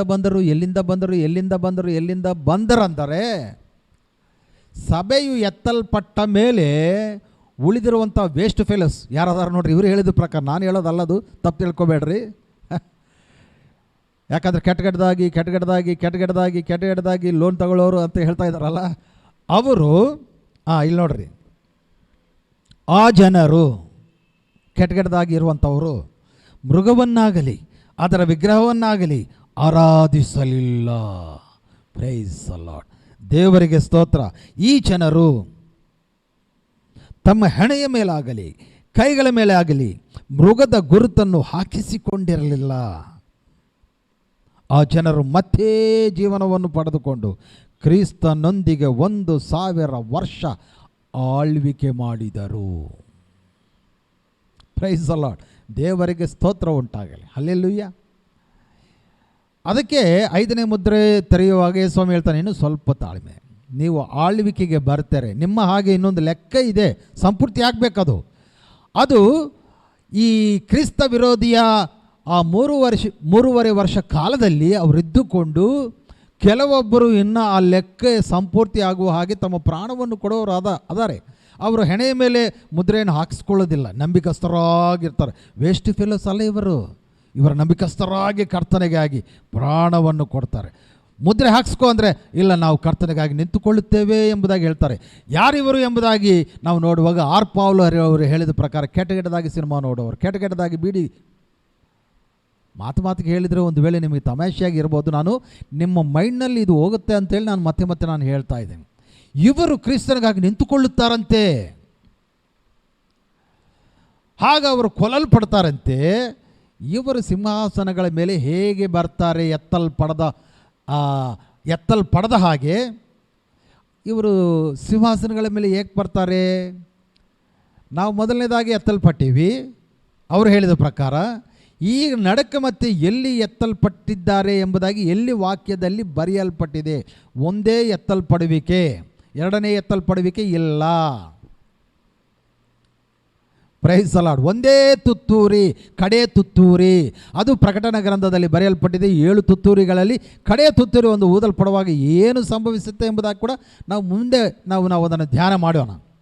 ಇಲ್ಲಿ ವಾಕ್ಯದಲ್ಲಿ ಬರೆಯಲ್ಪಟ್ಟಿದೆ, ಇವರು 1000 ವರ್ಷಗಳ ಕಾಲ ಕರ್ತನೊಟ್ಟಿಗೆ ಸಿಂಹಾಸನಗಳ ಮೇಲೆ ಕುಳಿತು ಆಳ್ವಿಕೆ ಮಾಡ್ತಾರೆ, ತೀರ್ಪನ್ನು ಕೊಡ್ತಾರೆ. Price the lord. ಹಲ್ಲೆಲೂಯಾ. ಅಂದರೆ ಸಭೆಯು ಭೂಮಿ ಮೇಲೆ ಇರುತ್ತೆ, ಸಭೆ ಭೂಮಿ ಮೇಲೆ ಇರುತ್ತೆ. ಕಾಪಾಡಲ್ಪಡುವವರು ಕೆಲವೊಬ್ಬರಾದರೆ ಪ್ರಾಣ ಕೊಡುವಂಥವರು ಅಥವಾ ಹತಸಾಕ್ಷಿ ಆಗುವಂಥವರು ಇನ್ನೊಂದು ಗುಂಪು. ನೋಡ್ರಿ, ಪ್ರಕಟಣಾ ಗ್ರಂಥವು 3ನೇ ಅಧ್ಯಾಯ ಫಿಲದೆಲ್ಫಿಯ ಸಭೆಯೊಟ್ಟಿಗೆ ಮಾತನಾಡುತ್ತಾ 10ನೇ ವಚನದಲ್ಲಿ, 3ನೇ ಅಧ್ಯಾಯ 10ನೇ ವಚನದಲ್ಲಿ ಹೀಗೆ ಹೇಳ್ತಾನೆ ನೋಡ್ರಿ, ನೀನು ನನ್ನ ಆಜ್ಞೆಯನ್ನು ಸಹನೆಯಿಂದ ಮತ್ತು ತಾಳ್ಮೆಯಿಂದ ಅನುಸರಿಸಿದೆ. ಆದ್ದರಿಂದ ಈ ಲೋಕಕ್ಕೆಲ್ಲ ಉಂಟಾಗುವ ಕಡೆ ಶೋಧನೆಯಿಂದ ನಾನು ನಿನ್ನನ್ನು కాపాడువను తప్పిసోనల్ల. తెలుగుದಲ್ಲಿ ನಾನು ఓద్తేనే. లోకమంతటి మీదకి రాబోవు శోధన కాలములో నేను నిన్ను కాపాడెదను. ತಪ್ಪಿಸುವನು ಅಲ್ಲ, ಕಾಪಾಡೆದನು. ನೀವು ಗ್ರೀಕ್ನಲ್ಲಿ ಕೂಡ ನೋಡುವಾಗ ಅಲ್ಲಿ ಇಂದ ಅಂದರೆ ನುಂಡಿ, ತೆಲುಗಿನಲ್ಲಿ ಏಕ್ ಎಂಬ ಪದ ಬರೆಯಲ್ಪಟ್ಟಿದೆ. ಅದರೊಳಗಿಂದ ನಾನು ತಪ್ಪಿಸುವನು. ಹೇಗೆ? ಆ ಸಂಕಷ್ಟದಿಂದ ನಿಮ್ಮನ್ನು ನಾನು ಕಾಪಾಡುವವನು, ತಪ್ಪಿಸುವವನಲ್ಲ, ಕಾಪಾಡುವವನು. ಹೇಗೆ ಗೊತ್ತಾ? ಶಡ್ರಕ್, ಮೆಷಕ್, ಅಬೇದ್ನೆಗೋ ಇದ್ದಾರೆ. ಇವರು ಮೂವರು ಕೂಡ ಆ ಬೆಂಕಿ ಕೆರೆ ಮುಂದೆ ನೆಲ್ಲಲ್ಪಟ್ಟಿದ್ದಾರೆ. ಅದರಲ್ಲಿ ಅವರು ಅಲ್ಲಿರುವಂಥ ಸೈನಿಕರು ಅದರಲ್ಲಿ ರಾಜಾಜ್ಞೆದ ಪ್ರಕಾರ ಅದರಲ್ಲಿ ತಳ್ಳಲ್ಪಡಬೇಕು. ಅವರು ಕರ್ತನ ಅದರೊಳಗೆ ಬೀಳದ ಹಾಗೆ ಅವರನ್ನ ತಪ್ಪಿಸಿದ್ದಾನ, ಕರ್ತನು ಅಲ್ಲಿ ಅವರನ್ನು ಕಾಪಾಡಿದ್ದಾನ. ದೇವರ ನಾಮಕ್ಕೆ ಸ್ತೋತ್ರವಾಗಲಿ. ಪ್ರಿಯರೇ, ಶಡ್ರಕ್ ಮೇಷಕ್ ಅಬೇದ್ನೆಗೋ ಅವರು ಆ ಬೆಂಕಿ ಕೆರೆಯಲ್ಲಿ ತಳ್ಳಲ್ಪಟ್ಟರು, ಅಗ್ನಿಗುಂಡದಲ್ಲಿ. ಅವರು ಆ ಗುಂಡದಲ್ಲಿದ್ದರೂ ಕೂಡ ಕರ್ತನಿಂದ ಕಾಪಾಡಲ್ಪಟ್ಟರು, ತಪ್ಪಿಸಲ್ಪಡಲಿಲ್ಲ. ಅಲ್ಲಿಂದ ಅಲ್ಲೇ ಠಕ್ ಅಂತೇಳಿ ಕರ್ತನ ಅವ್ರನ್ನ ತೆಗೆದುಕೊಂಡು ಹೋಗಲಿಲ್ಲ. ಅದರಲ್ಲಿ ಅವರಿದ್ದರೂ ಕೂಡ ಆ ಬೆಂಕಿಯ ಒಂದು ತಾಪವು ಅವರನ್ನು ಏನೂ ಮಾಡಲಿಲ್ಲ. ಸೇಮ್ ಆ್ಯಸ್ ಇಟ್ ಈಸ್ ಅಂತ್ಯ ದಿನಮಾನಗಳಲ್ಲಿ ಆ 3.5 ಇಯರ್ಸ್ನಲ್ಲಿ ಆಗುತ್ತೆ. ಕೆಲವೊಂದು ಸಭಿಕರು ಅಥವಾ ಕೆಲವೊಂದು ಭಕ್ತರು ಕರ್ತನಿಂದ ಕಾಪಾಡಲ್ಪಡ್ತಾರೆ, ಕೆಲವೊಂದು ವಿಶ್ವಾಸಿಗಳು ಕರ್ತನಿಗಾಗಿ ಹತಸಾಕ್ಷಿಯರಾಗ್ತಾರೆ. ಈ ಲೆಕ್ಕ ಸಂಪೂರ್ತಿ ಆಗಬೇಕು, ಅಲ್ಲಿವರೆಗೂ ಭೂಮಿಯ ಮೇಲೆ ಸಭೆ ಇರಲೇಬೇಕು. ದೇವರಿಗೆ ಸ್ತೋತ್ರ ಉಂಟಾಗಲಿ. ಇನ್ನೊಂದು ವಚನವನ್ನು ನಾನು ತೋರಿಸ್ತೇನೆ, ಯಾಕೆ ತಪ್ಪಿಸುತ್ತಾನೆ ಕರ್ತನ, ಅದು ಬರೋದಕ್ಕಿಂತ ಮುಂಚಿತವಾಗಿ ಈ ವಚನವನ್ನು ಇಟ್ಕೊಂಡು ಭಾಳಷ್ಟು ಮಂದಿ ಕರ್ತನು ಆ ಶೋಧನ ಕಾಲದಿಂದ ನಮ್ಮನ್ನೆಲ್ಲರನ್ನೂ ಕೂಡ ಅದರಲ್ಲಿ ಹೋಗದ ಹಾಗೆ ತಪ್ಪಿಸಿಬಿಡ್ತಾನೆ ಎಂಬುದಾಗಿ ಭಾಳಷ್ಟು ಮಂದಿ ಹೇಳ್ತಾ ಇದ್ದಾರೆ. ಬಟ್ ಯೋಹಾನ ಸುವಾರ್ತೆಯಲ್ಲಿ ಒಂದು ಅದ್ಭುತವಾದ ಮಾತಿದೆ, ನಿಮಗಾಗಿ ನಾನು ಓದ್ತೇನೆ, ನೋಡ್ರಿ. ಯೋಹಾನ ಸುವಾರ್ತೆ 17ನೇ ಅಧ್ಯಾಯ 15ನೇ ವಚನದಲ್ಲಿ ನೋಡುವಾಗ ಒಂದು ಒಳ್ಳೆ ಮಾತಿದೆ, ಅಲ್ಲಿ ಚೆನ್ನಾಗಿ ನೋಡ್ರಿ. ನೀನು ಇವರನ್ನು ಈ ಲೋಕದಿಂದ ತೆಗೆದುಕೊಳ್ಳಬೇಕೆಂದು ನಾನು ಕೇಳುತ್ತಿಲ್ಲ. ಯೇಸುಸ್ವಾಮಿ ತಂದೆಯೊಟ್ಟಿಗೆ ಮಾತನಾಡುತ್ತಾ, ನೀನು ಇವರನ್ನು ಈ ಲೋಕದಿಂದ ತೆಗೆದುಕೊಳ್ಳಬೇಕೆಂದು ನಾನು ಕೇಳುತ್ತಿಲ್ಲ, ನಾನು ಪ್ರಾರ್ಥಿಸುತ್ತಾ ಇಲ್ಲ. ಆದರೆ ಇವನನ್ನು ಕೆಡುಕನಿಂದ ತಪ್ಪಿಸಿ ಸುರಕ್ಷಿತವಾಗಿ ಇರಿಸಬೇಕೆಂದು ನಾನು ಕೇಳಿಕೊಳ್ಳುತ್ತೇನೆ. Price the Lord. ದೇವರಿಗೆ ಸ್ತೋತ್ರ. ಈ ಲೋಕದಿಂದ ಇವರನ್ನು ತೆಗೆದುಬಿಡಪ್ಪ, ಅವನು ಬರೋದಕ್ಕಿಂತ ಮುಂಚಿತವಾಗಿ, ಕೆಡುಕನು ಬರೋದಕ್ಕಿಂತ ಮುಂಚಿತವಾಗಿ ತೆಗೆದುಬಿಡಪ್ಪ ಎಂಬುದಾಗಿ ನಾನು ಪ್ರಾರ್ಥಿಸ್ತಾ ಇಲ್ಲ. ನುಂಡಿ ಇಲ್ಲಿ ಕೂಡ ಗ್ರೀಕ್ ಪದ ಎಕ್ ಎಂಬುದಾಗಿದೆ. Price the lord. ಅಂದರೆ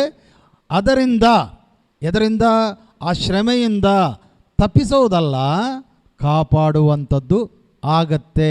ಹಾಗಾಗಿ ಸಭೆಯು ಭೂಮಿ ಮೇಲೆ ಇರುವಾಗ ಕರ್ತನು ನಮಗೆ ಅನುಗ್ರಹಿಸುವಂತಹ ಶ್ರೇಷ್ಠವಾದ ಮರಣ ಏನು ಗೊತ್ತರಿ? ಕೆಲವೊಬ್ಬರಿಗೆ ಸಿಗುವಂಥ ಮರಣ ಅದು ಹತಸಾಕ್ಷಿಯ ಮರಣ. ನೀನು ನಾನು ಬಯಸಬೇಕ್ರಿ ಅಂಥದ್ದು. ಅಂಥ ಧೈರ್ಯಶಾಲಿಗಳಾಗಿ ನಾವು ಮಾರ್ಪಾಟಾಗಬೇಕು. ಕರ್ತನಿಗಾಗಿ ಒಂದು ವೇಳೆ ನನ್ನ ಪ್ರಾಣ ಹೋದರೂ ಚಿಂತೆ ಇಲ್ಲ, ಇದು ಪೌಲು ಹೇಳ್ತಾನೆ. ಅದು ಧೈರ್ಯವಂತರ ಮಾತಂದರೆ. ಬಟ್ ಈ ಒಂದು ಪೌಲ್ ಅವರು ಹೇಡಿಗಳ ಹಾಗೆ ಅವನು ಬರೋದಕ್ಕಿಂತ ಮುಂಚಿತವಾಗಿ ನಾವು ಓಡಿ ಹೋಗ್ತೇವೆ ಎಂಬುದಾಗಿ ಹೇಳ್ತಾ ಇದ್ದಾರೆ. ಹಾಗಾಗಿ ಇದು ಉಪದ್ರವವಲ್ಲ. 5ನೇ ಮುದ್ರೆ ಸಂಭವ ಉಪದ್ರವವಲ್ಲ. ಕರ್ತನ ಶಾಪ. ಉಪದ್ರವ ಅಂದರೆ ಏನು? ಶಾಪ. ಕರ್ತನ ಮೇಲಿಂದ ಸುರಿ ಮಾಡ್ತಾನೆ ಅಂತೇಳಿ.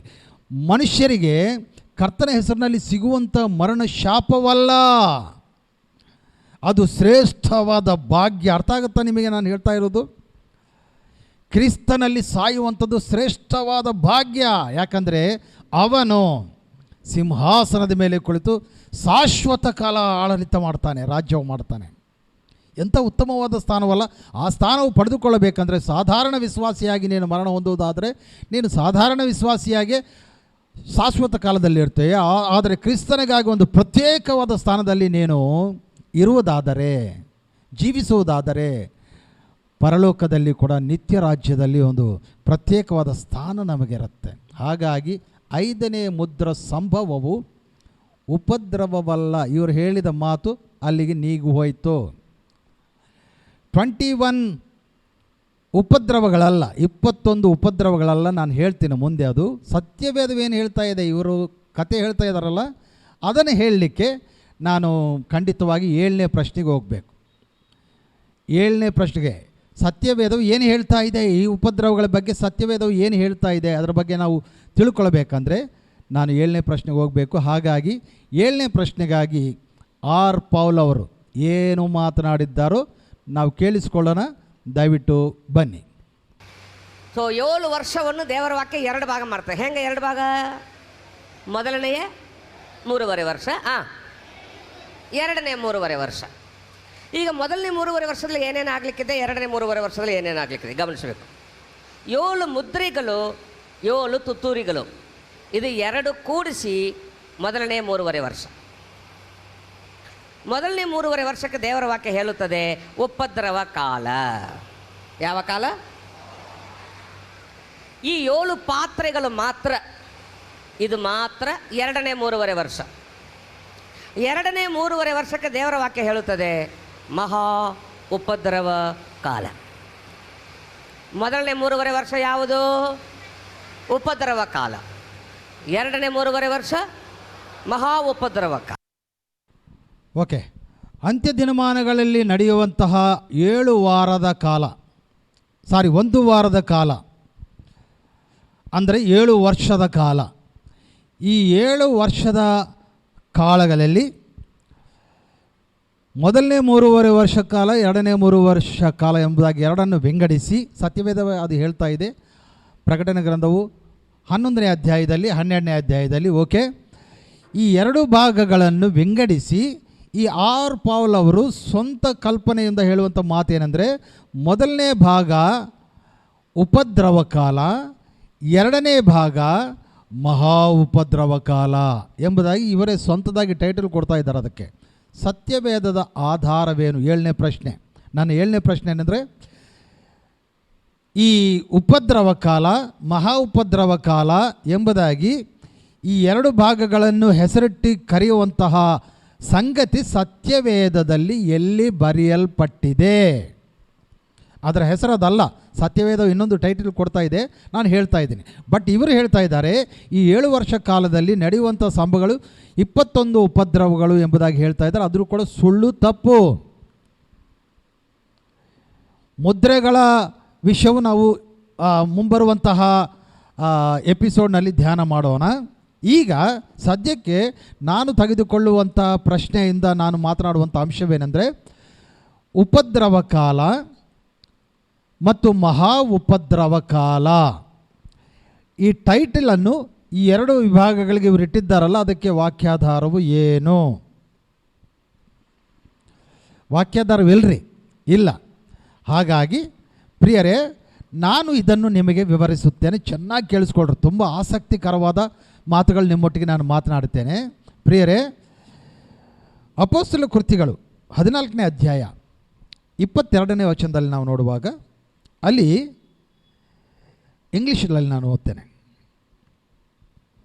Confirming the souls of the disciples and exhorting them to continue in the faith and that we must through much tribulation enter into the kingdom of god.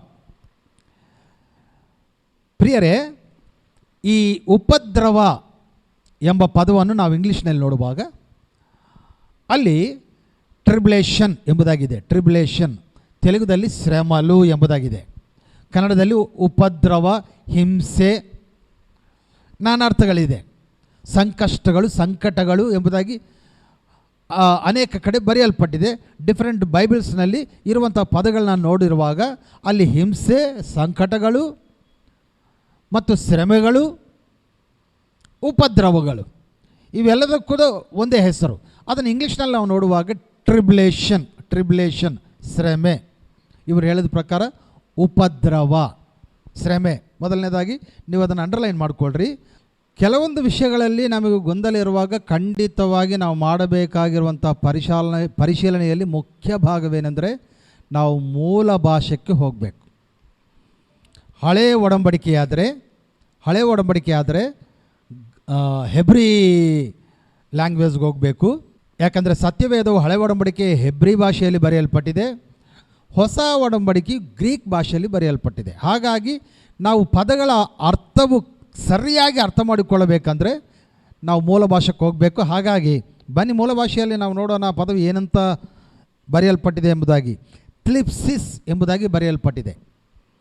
Tribulation, ಶ್ರಮೆ, ಉಪದ್ರವ, ಇದಕ್ಕೆ ಕ್ಲಿಪ್ಸಿಸ್ ಎಂಬುದಾಗಿ ಬರೆಯಲ್ಪಟ್ಟಿದೆ. ಕ್ಲಿಪ್ಸಿಸ್ ಅಂದರೆ ಶ್ರಮೆ, ಬಾಧೆ, ಸಂಕಷ್ಟ, ಉಪದ್ರವ ಎಂಬುದಾಗಿ ನಾನಾರ್ಥಗಳಲ್ಲಿ ಇದೆ. ಹಾಗಾಗಿ ಪ್ರಿಯರೇ, ಈ ಟ್ರಿಬ್ಯುಲೇಷನ್ ಅನ್ನುವುದು ಓನ್ಲಿ ಶ್ರಮ. ಈಗ ನಾವು ಟ್ರಿಬ್ಯುಲೇಷನ್ ಪೀರಿಯಡ್ನಲ್ಲಿ ಇದ್ದೀವಿ. ನಾವೆಲ್ಲರೂ ಕೂಡ ಟ್ರಿಬ್ಯುಲೇಷನ್, ಕ್ರೈಸ್ತರೆಲ್ಲರೂ ಕೂಡ ಹಿಂಸೆಯ ಮಾರ್ಗದಲ್ಲಿ ನಾವು ಹಾದು ಹೋಗ್ತಾ ಇದ್ದೇವೆ. ಅನುದಿನವೂ ಅನೇಕರು ಕೊಲ್ಲಲ್ಪಡ್ತಾ ಇದ್ದಾರೆ, ಅನೇಕ ಸಭೆಗಳಿಗೆ ಹಿಂಸೆ ಆಗ್ತಾ ಇದೆ, ಸೇವಕರನ್ನು ಹೊಡಿತಾ ಇದ್ದಾರೆ, ಆ್ಯಂಟಿ ಕನ್ವರ್ಷನ್ ಬಿಲ್ ಹಾಕಿದ್ದಾರೆ. ವಿಧ ವಿಧವಾದ ಅವಮಾನಗಳಿಂದ ಅನೇಕರು ಸದಾ ಕ್ರೈಸ್ತರಿಗೆ ಹಿಂಸೆ ಕೊಡ್ತಾ ಇದ್ದಾರೆ. ಭಾರತ ದೇಶದಲ್ಲಿ ಇತ್ತೀಚೆಗೆ ಆ ಹಿಂಸೆ ಜಾಸ್ತಿ ಆಯಿತು. ನಾವು ಹಿಂಸೆಯ ಮಾರ್ಗದಲ್ಲಿ ಈಗ ಪ್ರಯಾಣ ಮಾಡ್ತಾ ಇದ್ದೀವಿ. ಅದಕ್ಕೆ ಹೆಸರೇನೆಂದರೆ ಉಪದ್ರವ ಕಾಲ. ನಾವು ಉಪದ್ರವ ಕಾಲದಲ್ಲಿದ್ದೇವ್ರಿ. ಇವರಿಗೆ ಉಪದ್ರವ ಕಾಲ, ಮಹಾ ಉಪದ್ರವ ಕಾಲ, ಇದರ ವ್ಯತ್ಯಾಸವೇ ಆರ್ ಪೌಲ್ ಅವ್ರಿಗೆ ಗೊತ್ತಿಲ್ಲ. ಯಾಕಂದರೆ ಪಾಪ ಅವರು ಧ್ಯಾನ ಮಾಡಿಲ್ಲ, ಡೀಪಾಗಿ ಆಳವಾಗಿ ಇದರಲ್ಲಿ ಅವರು ಈಜಲಿಲ್ಲ. ಈಗ ನಾನು ಸತ್ಯವು ಸರಿಯಾದ ರೀತಿಯಲ್ಲಿ ನಿಮಗೆ ತಿಳಿಪಡಿಸ್ತೇನೆ, ಚೆನ್ನಾಗಿ ಅಬ್ಸರ್ವ್ ಮಾಡಿರಿ. ಮೊದಲನೇದಾಗಿ ಈಗ ನಾನು ವಾಕ್ಯ ಓದಿದ್ದೀನಲ್ಲ, ನೀವು ನೋಡಿದ್ರೆ ಅಪೊಸ್ತಲ ಕೃತ್ಯದಿಂದ, ಅದು ಟ್ರಿಬ್ಯುಲೇಷನ್ ಪೀರಿಯಡ್ ಈಗ ಸದ್ಯಕ್ಕೆ ನಡೆಯುವಂಥದ್ದು. ಓಕೆ, ಈಗ ಇನ್ನೊಂದು ನೋಡೋಣ. ಮತ್ತೇನು ಬರೆಸುವ ವಾರ್ತೆ 24ನೇ ಅಧ್ಯಾಯ 20ನೇ ವಚನ ನೋಡ್ರಿ. ನೀವು ಓಡಿ ಹೋಗಬೇಕಾಗಿರುವಂತಹ ಈ ಸಮಯವು ಚಳಿಗಾಲದಲ್ಲಿ ಆಗಲಿ ಸಬ್ಬತ್ತು ದಿನಗಳಲ್ಲಾಗಲಿ ಬರದಂತೆ ಪ್ರಾರ್ಥಿಸಿ. ಮತ್ತೇನು ಬರೆಸುವ ವಾರ್ತೆ 24ನೇ ಅಧ್ಯಾಯ 21ನೇ ವಚನ ಕೂಡ ನಿಮಗಾಗಿ ನಾನು ಓದ್ತೇನೆ ನೋಡ್ರಿ. ಯಾಕಂದರೆ ಆ ಸಮಯದಲ್ಲಿ ಮಹಾ ಸಂಕಟ ಅಥವಾ ಮಹಾ ಉಪದ್ರವ ಅಥವಾ ಮಹಾಶ್ರಮೆ ಇರುವುದು. ಸೃಷ್ಟಿಯಾದಾಗಲಿಂದ ಈ ಸಂಕಟವು ಎಂದೂ ಕೂಡ ಸಂಭವಿಸಲಿಲ್ಲ, ಇನ್ನು ಮುಂದೆಯೂ ಸಂಭವಿಸುವುದಿಲ್ಲ. ಇದು ಮಹಾ ಸಂಕಟ. ಸಂಕಟ ಬೇರೆ, ಮಹಾ ಸಂಕಟ ಬೇರೆ. ಉಪದ್ರವ ಬೇರೆ, ಮಹಾ ಉಪದ್ರವ ಬೇರೆ. ಟ್ರಿಬ್ಯುಲೇಷನ್ ಬೇರೆ, ಗ್ರೇಟ್ ಟ್ರಿಬ್ಯುಲೇಷನ್ ಬೇರೆ. ಇಲ್ಲಿ ಅದೇ ಇಂಗ್ಲೀಷ್ನಲ್ಲಿ ಕೂಡ ಬರೆಯಲ್ಪಟ್ಟಿದೆ. ಇದು ಗ್ರೇಟ್ ಟ್ರಿಬ್ಯುಲೇಷನ್ ಪೀರಿಯಡ್, ಮಹಾಶ್ರಮಗಳ ದಿನಗಳು. ನೋಡ್ರಿ, ಇನ್ನು ನಾವು ಮುಂದೆ ನೋಡೋಣ. ಪ್ರಕಟಣೆ ಪುಸ್ತಕವು 7ನೇ ಅಧ್ಯಾಯ 14ನೇ ವಚನದಲ್ಲಿ, ಪ್ರಕಟಣೆ ಪುಸ್ತಕವು 7ನೇ ಅಧ್ಯಾಯ 7-14, ಸ್ವಾಮಿ ಅವರು ಯಾರೆಂಬುದು ನಿಮಗೆ ತಿಳಿದಿದೆ ಎಂದು ನಾನು ಉತ್ತರಿಸಿದೆನು. ಆಗ ಹಿರಿಯನು ಹೇಳಿದನು, ಅಲ್ಲಿ ಪರಲೋಕದಲ್ಲಿ ಒಂದು ದೊಡ್ಡ ಸಮೂಹವಿದೆ, ಅವರ ಬಗ್ಗೆ ಅಲ್ಲಿರುವಂಥ ಹಿರಿಯನೊಬ್ಬನು ಯೋಹಾನನ್ ಕೇಳ್ತಾನೆ, ಇವರು ಯಾರಂತ ನಿನಗೆ ಗೊತ್ತಾ ಎಂಬುದಾಗಿ. ಅಪ್ಪ ನನಗೆ ಗೊತ್ತಿಲ್ಲಪ್ಪ, ನೀನೇ ಹೇಳು ಎಂಬುದಾಗಿ ಹೇಳಿದರೆ, ಅವಾಗ ಹಿರಿಯನು ಹೇಳ್ತಾನೆ, ಆಗ ಹಿರಿಯನು, ಈ ಜನರು ಭೀಕರ ಸಂಕಟವನ್ನು ಅನುಭವಿಸಿ ಬಂದವರು, ಮಹಾ ಸಂಕಟವನ್ನು ಅನುಭವಿಸಿ ಬಂದವರು ಎಂಬುದಾಗಿ ಈ ಒಂದು ಹಿರಿಯನು ಹೇಳ್ತಾನೆ. ಇಂಗ್ಲೀಷ್ ಬೈಬಲಲ್ಲಿ ನಾವು ನೋಡುವಾಗ ಅಲ್ಲಿ, and I said unto him, sir thou knowest, and he said to him, these are they which came out of great tribulation and have washed their robes and made them white in the blood of lamb ಎಂಬುದಾಗಿ ಬರೆಯಲ್ಪಟ್ಟಿದೆ. ಅಲ್ಲಿ great tribulation, ನಾನು ಅಪೊಸ್ತಲ ಕೃತ್ಯದಲ್ಲಿ ಒಂದು ಮಾತು ತೋರಿಸಿದ್ದೇನೆ, tribulation ಎಂಬುದಾಗಿ, ಶ್ರಮೆ, ಸಂಕಟ.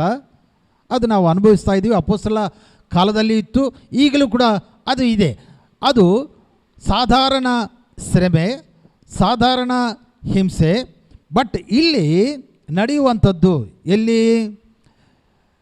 ದೇವರ ಮಕ್ಕಳಾದವರು ಕೆಲವೊಬ್ಬರು ಮಹಾ ಸಂಕಟ ಕಾಲದಲ್ಲಿದ್ದುಕೊಂಡು ತಮ್ಮ ಬಟ್ಟೆಗಳನ್ನು ಕ್ರಿಸ್ತನ ರಕ್ತದಲ್ಲಿ ಶುಭ್ರ ಮಾಡಿಕೊಂಡು ಅವರು ಇಲ್ಲಿಗೆ ಬಂದಿದ್ದಾರೆ ಎಂಬುದಾಗಿ ಪರಲೋಕದ ಒಬ್ಬ ಹಿರಿಯನು ಹೇಳ್ತಾ ಇದ್ದಾನೆ. ಅವರ ಬಗ್ಗೆ ಸಾಕ್ಷಿಯನ್ನು ಕೊಡುತ್ತಾ, ಅವರು ಎಲ್ಲಿಂದ ಬಂದವರು ಎಂಬುದಾಗಿ ಅಡ್ರೆಸ್ಸನ್ನು ಹೇಳುತ್ತಾ, ಮಹಾ ಸಂಕಟ ಕಾಲದಿಂದ ಬಂದವರು, ಮಹಾಶ್ರಮಲು నుండి వచ్చినవారు ಎಂಬುದಾಗಿ ತೆಲುಗಿನಲ್ಲಿದೆ.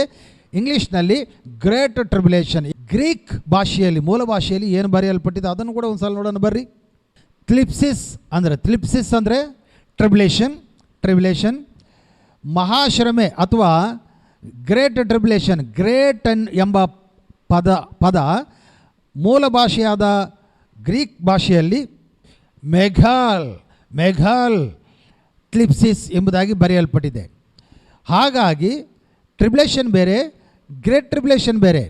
ಮೆಗಾ ಕ್ಲಿಪ್ಸಿಸ್ ಅಂದರೆ ಮಹಾಶ್ರಮಗಳ ಕಾಲ ಎಂಬುದಾಗಿ ಅದು ಪ್ರಕಟಣಾ ಗ್ರಂಥದಲ್ಲಿ 3 ಸ್ಥಳಗಳಲ್ಲಿ ಬರೆಯಲ್ಪಟ್ಟಿದೆ. ಗ್ರೇಟ್ ಟ್ರಿಬ್ಯುಲೇಷನ್ ಪೀರಿಯಡ್, ಆ ಗ್ರೇಟ್ ಟ್ರಿಬ್ಯುಲೇಷನ್ ಪೀರಿಯಡಲ್ಲಿ ಸಭೆಯ ಭೂಮಿ ಮೇಲೆ ಇರುತ್ತೆ. ಈಗ 2 ಸಂಗತಿಗಳಾದವು. ಈಗ 3ನೇ ಸಂಗತಿಗೆ ಬರೋಣ. ಪ್ರಕಟಣೆ ಪುಸ್ತಕ 15ನೇ ಅಧ್ಯಾಯ 1ನೇ ವಚನ. ನಂತರ ಪರಲೋಕದಲ್ಲಿ ಮತ್ತೊಂದು ಅದ್ಭುತವನ್ನು ನಾನು ನೋಡಿದೆನು, ಅದು ಮಹಾ ಆಶ್ಚರ್ಯಕರವಾಗಿತ್ತು. 7 ಉಪದ್ರವಗಳನ್ನು ತರುವ 7 ಮಂದಿ ದೇವದೂತರು ಅಲ್ಲಿದ್ದರು. ದೇವರ ಕೋಪವು ಈ ಉಪದ್ರವಗಳೊಂದಿಗೆ ಮುಗಿಯುತ್ತಿರುವುದರಿಂದ ಇವು ಕಡೆಯ ಉಪದ್ರವಗಳಾಗಿದ್ದವು. 7 ಉಪದ್ರವಗಳು ತರ್ತಾನಂತೆ. ಇಲ್ಲಿ ಕನ್ನಡದಲ್ಲಿ ಹೀಗಿದೆ. ಅದಕ್ಕಾಗಿ ಕನ್ನಡ ಬೈಬಲ್ ಇಟ್ಟುಕೊಂಡ್ರೆ ನಮಗೆ ಸತ್ಯವನ್ನು ಸರಿಯಾದ ರೀತಿಯಲ್ಲಿ ಅರ್ಥ ಮಾಡಿಕೊಳ್ಳೋದಕ್ಕೆ ಆಗೋದಿಲ್ಲ. ಅದಕ್ಕಾಗಿ ಕೆಲವೊಂದು ಸಲ ಬೇರೆ ಬೇರೆ ಟ್ರಾನ್ಸ್ಲೇಷನ್ಗೆ ಹೋಗ್ಬೇಕು ನಾವು. ಅವಶ್ಯಕತೆ ಇರುವಾಗ, ಅಲ್ಲಿ ಕೂಡ ಗೊಂದಲ ಇರುವಾಗ ಖಂಡಿತವಾಗಿ ನಾವು ಮೂಲ ಭಾಷೆ ಹತ್ರ ಹೋಗಬೇಕು. ಚೆನ್ನಾಗಿ ಅರ್ಥ ಮಾಡಿಕೊಳ್ಳ್ರಿ. ಈಗ ನಾನು ಇದನ್ನು ಇಂಗ್ಲೀಷ್ ಬೈಬಲ್ನಲ್ಲಿ ಓದ್ತೇನೆ, ಕೇಳಿಸ್ಕೊಳ್ರಿ. And I saw another sign in the heaven, great and marvelous 7 angels having the 7 last plagues, for in them is filled upon the wrath of God ಎಂಬುದಾಗಿ ಬರೆಯಲ್ಪಟ್ಟಿದೆ. ಏನಂತೆ? ಪರಲೋಕದಲ್ಲಿ ದೂತರು 7 ಪಾತ್ರೆಗಳನ್ನು ಇಟ್ಕೊಂಡಿದ್ದಾರೆ. 7 ತುತ್ತೂರಿಗಳನ್ನು ಇಟ್ಕೊಳ್ಳೋರು ಬೇರೆ ದೂತರು. ಇವರು ಇನ್ನೊಂದು ಗುಂಪು. ಇವರು ಕೈಯಲ್ಲಿ ಪಾತ್ರೆಗಳನ್ನ ಇಟ್ಕೊಂಡಿದ್ದಾರೆ. ಆ ಪಾತ್ರೆಗಳಲ್ಲಿ ಏನಂತ ಹೇಳಬೇಕು, ರೋಗಗಳಿಂದ ತುಂಬಿಸಲ್ಪಟ್ಟ ದೇವರ ಕೋಪವನ್ನು ಅವರದರಲ್ಲಿ ಇಟ್ಕೊಂಡಿದ್ದಾರೆ. ಅದು ದೇವರ ಕೊನೆಯ ಉಪದ್ರವಗಳು ಎಂಬುದಾಗಿ ಬರೆಯಲ್ಪಟ್ಟಿದೆ. ಇದರಿಂದ ದೇವರ ಕೋಪವು ಸಮಾಪ್ತವಾಗುತ್ತೆ. ಪ್ರಿಯರೇ, ಅದಕ್ಕೆ ಆ ಉಪದ್ರವ ಎಂಬುದಾಗಿ ಕನ್ನಡದಲ್ಲಿ ಇದೆ ಅಲ್ಲ, ಉಪದ್ರವ, ಅದು ಇಂಗ್ಲೀಷ್ ಬೈಬಲ್ನಲ್ಲಿ ವ್ರಾತ್ ಎಂಬುದಾಗಿದೆ. WRATH, ವ್ರಾತ್. ಈಗ ನೋಡ್ರಿ, 3 ವಿಷಯಗಳನ್ನ ನಾನು ನಿಮ್ಮ ಮುಂದೆ ಇಡ್ತಾ ಇದ್ದೇನೆ. ಒಂದು, ಟ್ರಿಬ್ಯುಲೇಷನ್ ಪೀರಿಯಡ್, ಈಗ ನಾವಿರುವಂಥದ್ದು ಗ್ರೇಟ್ ಟ್ರಿಬ್ಯುಲೇಷನ್. 7 ವರ್ಷ ಕಾಲದಲ್ಲಿ ಮುಂಭಾಗ, ಅಂದರೆ ಪ್ರಾರಂಭದ 3.5 ವರ್ಷ ಕಾಲದಲ್ಲಿ ಗ್ರೇಟ್ ಟ್ರಿಬ್ಯುಲೇಷನ್. ಅಲ್ಲಿ ಕೆಲವೊಬ್ಬರು ತಮ್ಮ ಅಂಗಿಗಳನ್ನು ಬಿಳುಪಾಗಿ ಕರ್ತನ ಒಂದು ರಕ್ತದಲ್ಲಿ ಮಾಡಿಕೊಳ್ಳುವಂತಹ ದೇವಜನರು ಇದ್ದಾರೆ ಎಂಬುದಾಗಿ ನಾವು 7ನೇ ಅಧ್ಯಾಯ 14ನೇ ವಚನದಲ್ಲಿ ನಾವು ನೋಡಿದ್ದೇವೆ. ಇಲ್ಲಿ ಇವರ ಕೈಯಲ್ಲಿರುವಂತಹ ಆ ಒಂದು ಉಪದ್ರವ ಏನಂದರೆ, ಅದು ಉಪದ್ರವ ಅಂದರೆ ಕನ್ನಡದಲ್ಲಿ ಎಲ್ಲದಕ್ಕೂ ಉಪದ್ರವ ಅಂತ ಬರೆದುಬಿಟ್ಟಾರೆ. But English ಬೈಬಲ್ನಲ್ಲಿ tribulation, great tribulation, 3ನೇದು ವ್ರಾತ್ ಎಂಬುದಾಗಿ. ವ್ರಾತ್ ಅಂದರೆ ದೇವರ ತೀಕ್ಷ್ಣವಾದ ಕೋಪ ಎಂಬುದಾಗಿ ಬರೆಯಲ್ಪಟ್ಟಿದೆ. ಹಾಗಾಗಿ 7 ವರ್ಷ, ಆ ಕೊನೆ ಕಾಲದಲ್ಲಿ 2 ವಿಭಾಗಗಳು, 3.5 ವರ್ಷ, 3.5 ವರ್ಷ. ಮೊದಲನೇ 3.5 ವರ್ಷ ಗ್ರೇಟ್ ಟ್ರಿಬ್ಯುಲೇಷನ್ ಪೀರಿಯಡ್. 2ನೇ 3.5 ವರ್ಷ ಕಾಲ ಅದು ವ್ರಾತ್ ಪೀರಿಯಡ್, ದೇವರ ಕೋಪ. ತೆಲುಗುದಲ್ಲಿ ಚೆನ್ನಾಗಿದೆ ಉಗ್ರತಾ ಪಾತ್ರಗಳು ಎಂಬುದಾಗಿ. ಆ ದೇವದೂತರ ಕೈಯಲ್ಲಿ ಉಗ್ರತಾ ಪಾತ್ರಗಳು ఉన్నాయి. ಉಪದ್ರವ ಪಾತ್ರಗಳು ಕಾದು, ಉಗ್ರತಾ ಪಾತ್ರ. ಉಗ್ರತ అంటే ದೇವರ ತೀಕ್ಷ್ಣವಾದ ಕೋಪ ಅದರಲ್ಲಿದೆ. ಆ ಕೋಪವು ಸಭೆ ಮೇಲೆ ಸುರಿಸಲ್ಪಡಲ್ಲ. ಕನ್ಫ್ಯೂಸ್ ಮಾಡಿಕೊಂಡು ಭಾಳಷ್ಟು ಮಂದಿ ಸಂಕಷ್ಟಗಳನ್ನು ಮತ್ತು ವ್ರಾತ್, ದೇವರ ತೀಕ್ಷ್ಣವಾದ ಕೋಪವನ್ನು 2 ಒಂದೇ ಪಾತ್ರೆಯಲ್ಲಿ ಹಾಕಿ ರುಬ್ತಾ ಇದ್ದಾರೆ. ಅದು ಬೇರೆ, ಇದು ಬೇರೆ. ಸಂಕಷ್ಟಗಳಲ್ಲಿ, ಮಹಾ ಸಂಕಷ್ಟಗಳಲ್ಲಿ ಸಭೆ ಇರುತ್ತೆ. ವ್ರಾತ್ನಲ್ಲಿ ಅಥವಾ ಉಗ್ರತಾ ಪಾತ್ರೆಗಳು ಸುರಿಸುವಂಥ ಸಮಯದಲ್ಲಿ ಸಭೆ ಈ ಭೂಮಿ ಮೇಲೆ ಇರೋದಿಲ್ಲ. ಸಭೆ ಎತ್ತಲ್ಪಡುತ್ತೆ. ದೇವರಿಗೆ ಸ್ತೋತ್ರ. ಆ್ಯಕ್ಚುಲಿ ಆ ಪೀರಿಯಡ್ ಈ ಕ್ರಿಸ್ತ ವಿರೋಧನ ಕಾಲವು ಕೂಡ ಅಲ್ಲ. ಅವನ ಕಾಲವು ಬರೀ 3.5 ವರ್ಷ ಕಾಲ. ನಾನು ಪ್ರಾರಂಭದ ಎಪಿಸೋಡ್ನಲ್ಲೇ ನಾನು ಹೇಳಿದ್ದೇನೆ. ಬೇಕಾದರೆ ವಚನಾಧಾರಗಳ ನಿಮಿತ್ತ ನೀವು ಅಲ್ಲಿಗೆ ಹೋಗಿ ಆ ಕಾರ್ಯಕ್ರಮವನ್ನು ನೋಡಬಹುದು. ಹಾಗಾಗಿ ಕೊನೆ 3.5 ವರ್ಷ ಕಾಲ ಅವನು ಸಾಧಾರಣವಾಗಿ ಒಂದು ದೇಶಕ್ಕೆ ರಾಜನಾಗಿ ಉಳಿದು ಬಿಡ್ತಾನೆ. ಇಡೀ ಪ್ರಪಂಚದ ಮೇಲೆ ದೇವರ ಕೋಪವು ಇಳಿದು ಬರುತ್ತೆ. ದೇವರ ನಾಮಕ್ಕೆ ಸ್ತೋತ್ರವಾಗಲಿ. ಇದು ಉಂಟಾಗುವಂಥದ್ದು. ಬೇಕಾದರೆ ಈ ಒಂದು ವ್ರಾತ್, ಉಗ್ರತೆ, ಇದನ್ನು ಕುರಿತು ಗ್ರೀಕ್ ಭಾಷೆಯಲ್ಲಿ, ಮೂಲ ಭಾಷೆಯಲ್ಲಿ ಏನು ಬರೆಯಲ್ಪಟ್ಟಿದೆ ಅದನ್ನು ಕೂಡ ಒಂದು ಸಲ ನೋಡೋಣ ಬರ್ರಿ. ಉಗ್ರತೆ ಅದು ಗ್ರೀಕ್ ಮೂಲ ಭಾಷೆಯಲ್ಲಿ ಆರ್ಗೆ ಎಂಬುದಾಗಿ ಬರೆಯಲ್ಪಟ್ಟಿದೆ. ಆರ್ಗೆ. ಅಂದರೆ ದೇವರ ತೀಕ್ಷ್ಣವಾದ ಕೋಪವು ಅಥವಾ ತೀರ್ಪು ಅಥವಾ ದೇವರ ಉಗ್ರತೆ ಎಂಬುದಾಗಿ ಬರೆಯಲ್ಪಟ್ಟಿದೆ. ಪ್ರಕಟಣೆ ಪುಸ್ತಕ 6ನೇ ಅಧ್ಯಾಯ 16ನೇ ವಚನದಿಂದ 17ನೇ ವಚನದವರೆಗೂ ನೋಡುವಾಗ ಅಲ್ಲಿ ದೇವರ ಉಗ್ರತೆ ಬಂದಿದೆ, ದೇವರ ಉಪದ್ರವ, ದೇವರ ಕೋಪ ನಮ್ಮ ಮೇಲೆ ಬಂದಿದೆ, ನಮ್ಮನ್ನು ಯಾರು ಕಾಪಾಡ್ತಾರೆ ಎಂಬುದಾಗಿ ಅಲ್ಲಿರುವಂತಹ ಉಳಿಯಲ್ಪಟ್ಟಂಥವರು ಗೋಳಾಡುವಂಥದ್ದು ಅಲ್ಲಿ ನಾವು ವಾಕ್ಯದಲ್ಲಿ ನೋಡುತ್ತೇವೆ. ಹಾಗಾಗಿ ಪ್ರಿಯರೇ, ಕ್ಲಿಪ್ಸಿಸ್ ಟ್ರಿಬುಲೇಷನ್ ಬೇರೆ, ಮೆಘಾಲ್ ಕ್ಲಿಪ್ಸಿಸ್ ಮಹಾಶ್ರಮಗಳು ಅಥವಾ ಮಹಾ ಉಪದ್ರವ, ಮಹಾಶ್ರಮಗಳು ಬೇರೆ. ಇಲ್ಲಿ ಬರೆಯಲ್ಪಟ್ಟಿರುವಂಥ ಉಗ್ರತೆ, ವ್ರಾತ್ ಇಂಗ್ಲೀಷ್ನಲ್ಲಿ, ಗ್ರೀಕ್ ಮೂಲ ಪದದಲ್ಲಿ ಆರ್ಗೆ ಎಂಬುದಾಗಿ, ಈ ಮೂರು ಬೇರೆ ಬೇರೆ. ಹಾಗಾಗಿ ಇವರು ಈ ಮೂರನ್ನೂ ಸೇರಿಸಿ 21 ಮಾಡಿಬಿಟ್ರೆ, ಸಂಖ್ಯೆ 21 ಮಾಡಿಬಿಟ್ರೆ, 21 ಅಲ್ರಿ, 21 ಅಲ್ಲ. ಇಲ್ಲಿ ಸತ್ಯವೇದದಲ್ಲಿ 15ನೇ ಅಧ್ಯಾಯದಲ್ಲಿ ನಾವು ನೋಡ್ತೇವೆ 7 ಉಪದ್ರವಗಳು. ಅಂದರೆ 7 ಉಪದ್ರವಗಳಂದರೆ ಕನ್ನಡದಲ್ಲಿ ಕೂಡ ಸರಿ ಟ್ರಾನ್ಸ್ಲೇಷನ್ ಆಗಿಲ್ಲ. 7 ಆರ್ಗೆ ಅಥವಾ ಉಗ್ರತೆ. ಇದು ಕ್ರಿಸ್ತನಿಗೆ ವಿರೋಧವಾಗಿ ನಿಂತುಕೊಂಡವರು, ಎತ್ತಲ್ಪಡದೆ ನಿಂತುಕೊಂಡಿದ್ದವರು, ಅವರ ಮೇಲೆ ದೇವರು ಸುರಿಸುವಂಥ ಭಯಂಕರವಾದ ಉಪದ್ರವಗಳಾಗಿದೆ. ನಾಟ್ 21. ದೇವರಿಗೆ ಸ್ತೋತ್ರ ಉಂಟಾಗಲಿ. ಪ್ರಿಯರೇ, ಆರ್ ಪೌಲ್ ಅವರು ಹೇಳಿರುವಂತಹ ಈ 27 ಉಪದ್ರವಗಳು ದೇವರಿಂದ ಈ ಉಳಿಯಲ್ಪಟ್ಟ ಜನರ ಮೇಲೆ ಸುರಿಯಲ್ಪಡುತ್ತೆ ಎಂಬುದಾಗಿ ವಾಕ್ಯಕ್ಕೆ ವಿರುದ್ಧವಾಗಿ ಹೇಳಿರುವಂಥ ವಿಷಯವು ಕೂಡ ಸುಳ್ಳು ಎಂಬುದಾಗಿ ನಾನು ಸ್ಥಾಪನೆ ಮಾಡಿದ್ದೇನೆ. ಇದು 3 ವಿಭಾಗವಾಗಿ, ಈ ಕ್ಲಿಪ್ಸಿಸ್ ಅಂದರೆ ಈಗ ನಾವಿದ್ದೇವೆ, ಶ್ರಮೆಯ ಕಾಲದಲ್ಲಿ ನಾವು ನಡೆದು ಹೋಗ್ತಾ ಇದ್ದೇವೆ, ಮಹಾಶ್ರಮ ಕಾಲದಲ್ಲಿ ಕೂಡ ದೇವರ ಚಿತ್ತವಾದರೆ ನಾವಿರ್ತೇವೆ, ದೇವರಿಗಾಗಿ ನಿಂತುಕೊಳ್ಳಬೇಕು. ಅದಕ್ಕಾಗಿಯೇ ಪ್ರಕಟಣೆ ಗ್ರಂಥವು ಬರೆಯಲ್ಪಟ್ಟಿದೆ ನಮಗಾಗಿ. ನಾವು ಎಲ್ಲದಕ್ಕೂ ಸಿದ್ಧವಾಗಿ ಎಲ್ಲ ಸರ್ವಾಂಗ ಕವಚಗಳನ್ನು ಧರಿಸಿಕೊಂಡು ಮುಂದೆ ಸಾಗಬೇಕು ಎಂಬುದಾಗಿ. ಅದೇ ರೀತಿಯಲ್ಲಿ ದೇವರ ಒಂದು ವ್ರಾತ್, ಉಗ್ರತೆ ಕೂಡ, ದೇವರ ಕೋಪವು, ತೀಕ್ಷ್ಣವಾದ ಕೋಪವು ಕೂಡ ಈ ಭೂಮಿ ಮೇಲೆ ಸುರಿಯಲ್ಪಡುತ್ತೆ. ಆ ಸಮಯವನ್ನು ನಾವು ತಪ್ಪಿಸಿಕೊಳ್ಳುವುದಕ್ಕಾಗಿ ದೇವರಿಗೆ ಸ್ತೋತ್ರ, ಕ್ರಿಸ್ತನ ನಂಬಿಕೆಯನ್ನು ನಾವು ಕಾಪಾಡಿಕೊಂಡು ನಮ್ಮ ಓಟವನ್ನು ನಾವು ಕಡೆಗಣಿಸುವುದಾದರೆ ಕರ್ತನ ಸಮ್ಮುಖದಲ್ಲಿ ನಾವು ವಿಜಯವಂತರಾಗಿ ನಾವು ಎತ್ತಲ್ಪಡುತ್ತೇವೆ. ಹಾಗಾಗಿ ಪ್ರಿಯರೇ, ಸತ್ಯವೇದವನ್ನು ಈ ರೀತಿಯಲ್ಲಿ ನಾವು ಹುಡುಕಿ ಅರ್ಥ ಮಾಡಿಕೊಳ್ಳಬೇಕು, ಸುಳ್ಳುಗಳಿಂದ ತಪ್ಪಿಸಲ್ಪಡಬೇಕು. ಯಾಕೆ ಈ ಸುಳ್ಳನ್ನು ಎತ್ತಿ ಹಿಡಿದು ನಾನು ಘಂಟಾಪದವಾಗಿ ನಿಮ್ಮ ಮುಂದೆ ಹಿಡ್ತಾ ಇದ್ದೇನೆ ಅಂದರೆ, ಸಭೆಯನ್ನು ಈತ ದಾರಿ ತಪ್ಪಿಸ್ತಾ ಇದ್ದಾನೆ, ದಿಕ್ಕು ತಪ್ಪಿಸ್ತಾ ಇದ್ದಾನೆ, ಏನೂ ಆಗೋದಿಲ್ಲ, ನಾವು ಹೋಗ್ತೇವ್ರಿ ಆರಾಮಾಗಿ ಎಂಬುದಾಗಿ ಅಷ್ಟರೊಳಗೆ ಅವನು ಬರ್ತಾನೆ, ಅವನಿಂದ ನಾವು ಈಸಿಯಾಗಿ ಸೋಲಲ್ಪಡ್ತೇವೆ. ಅದರಿಂದ ತಪ್ಪಿಸಲ್ಪಡಬೇಕಂದ್ರೆ ಸಭೆಯು ಎತ್ತೆಚ್ಚಿಕೊಂಡು ಕ್ರಿಸ್ತನ ನಂಬಿಕೆಯನ್ನು ಕಾಪಾಡಿಕೊಂಡು ಯುದ್ಧ ವೀರರಾಗಿ ಮುಂದಕ್ಕೆ ಸಾಗಬೇಕು. ಆ ನಿಟ್ಟಿನಲ್ಲಿ ಕರ್ತನ ನಮಗೆ ಸಹಾಯ ಮಾಡಬೇಕು. ಪ್ರಿಯರೇ, ಇವತ್ತು 2 ಪ್ರಶ್ನೆಗಳನ್ನು ನಾವು ಉತ್ತರವನ್ನು ಪಡೆದುಕೊಂಡಿದ್ದೇವೆ. ಮುಂದಿನ ಎಪಿಸೋಡ್ನಲ್ಲಿ 8ನೇ ಪ್ರಶ್ನೆಯಿಂದ ನಾನು ಇನ್ನೂ ಕೆಲವೊಂದು ವಿಷಯಗಳನ್ನು ನಿಮ್ಮೊಟ್ಟಿಗೆ ಹಂಚಿಕೊಳ್ಳಬೇಕು ಎಂಬುದಾಗಿ ನಾನು ಇಷ್ಟಪಡ್ತಾ ಇದ್ದೀನಿ. ಒಂದು ವೇಳೆ ಪ್ರಶ್ನೆ ಇರುವುದಾದರೆ ಖಂಡಿತವಾಗಿ ನೀವು ಕಮೆಂಟ್ ಮಾಡಿರಿ, ನಾನು ಅದಕ್ಕೆ ಖಂಡಿತವಾಗಿ ನಾನು ಉತ್ತರಿಸ್ತೇನೆ. ಏನೇ ಆಗಲಿ, ನೀವು ಆ ಕಮೆಂಟ್ ಬ್ಯಾಡ್ ಕಮೆಂಟ್ ಆಗಿ ವರ್ತನೆ ಮಾಡೋದಕ್ಕಿಂತ ಮುಂಚಿತವಾಗಿ ಚೆನ್ನಾಗಿ ನಾನು ಏನು ಮಾತನಾಡಿದ್ದೇನೋ ಅದೆಲ್ಲ ಕೇಳಿಸ್ಕೊಳ್ರಿ. ಆರ್ ಪಾಲ್ ಅವರು ಏನು ಮಾತನಾಡಿದ್ದಾರೋ ಅದನ್ನು ಕೂಡ ಚೆನ್ನಾಗಿ ಕೇಳಿಸ್ಕೊಳ್ರಿ.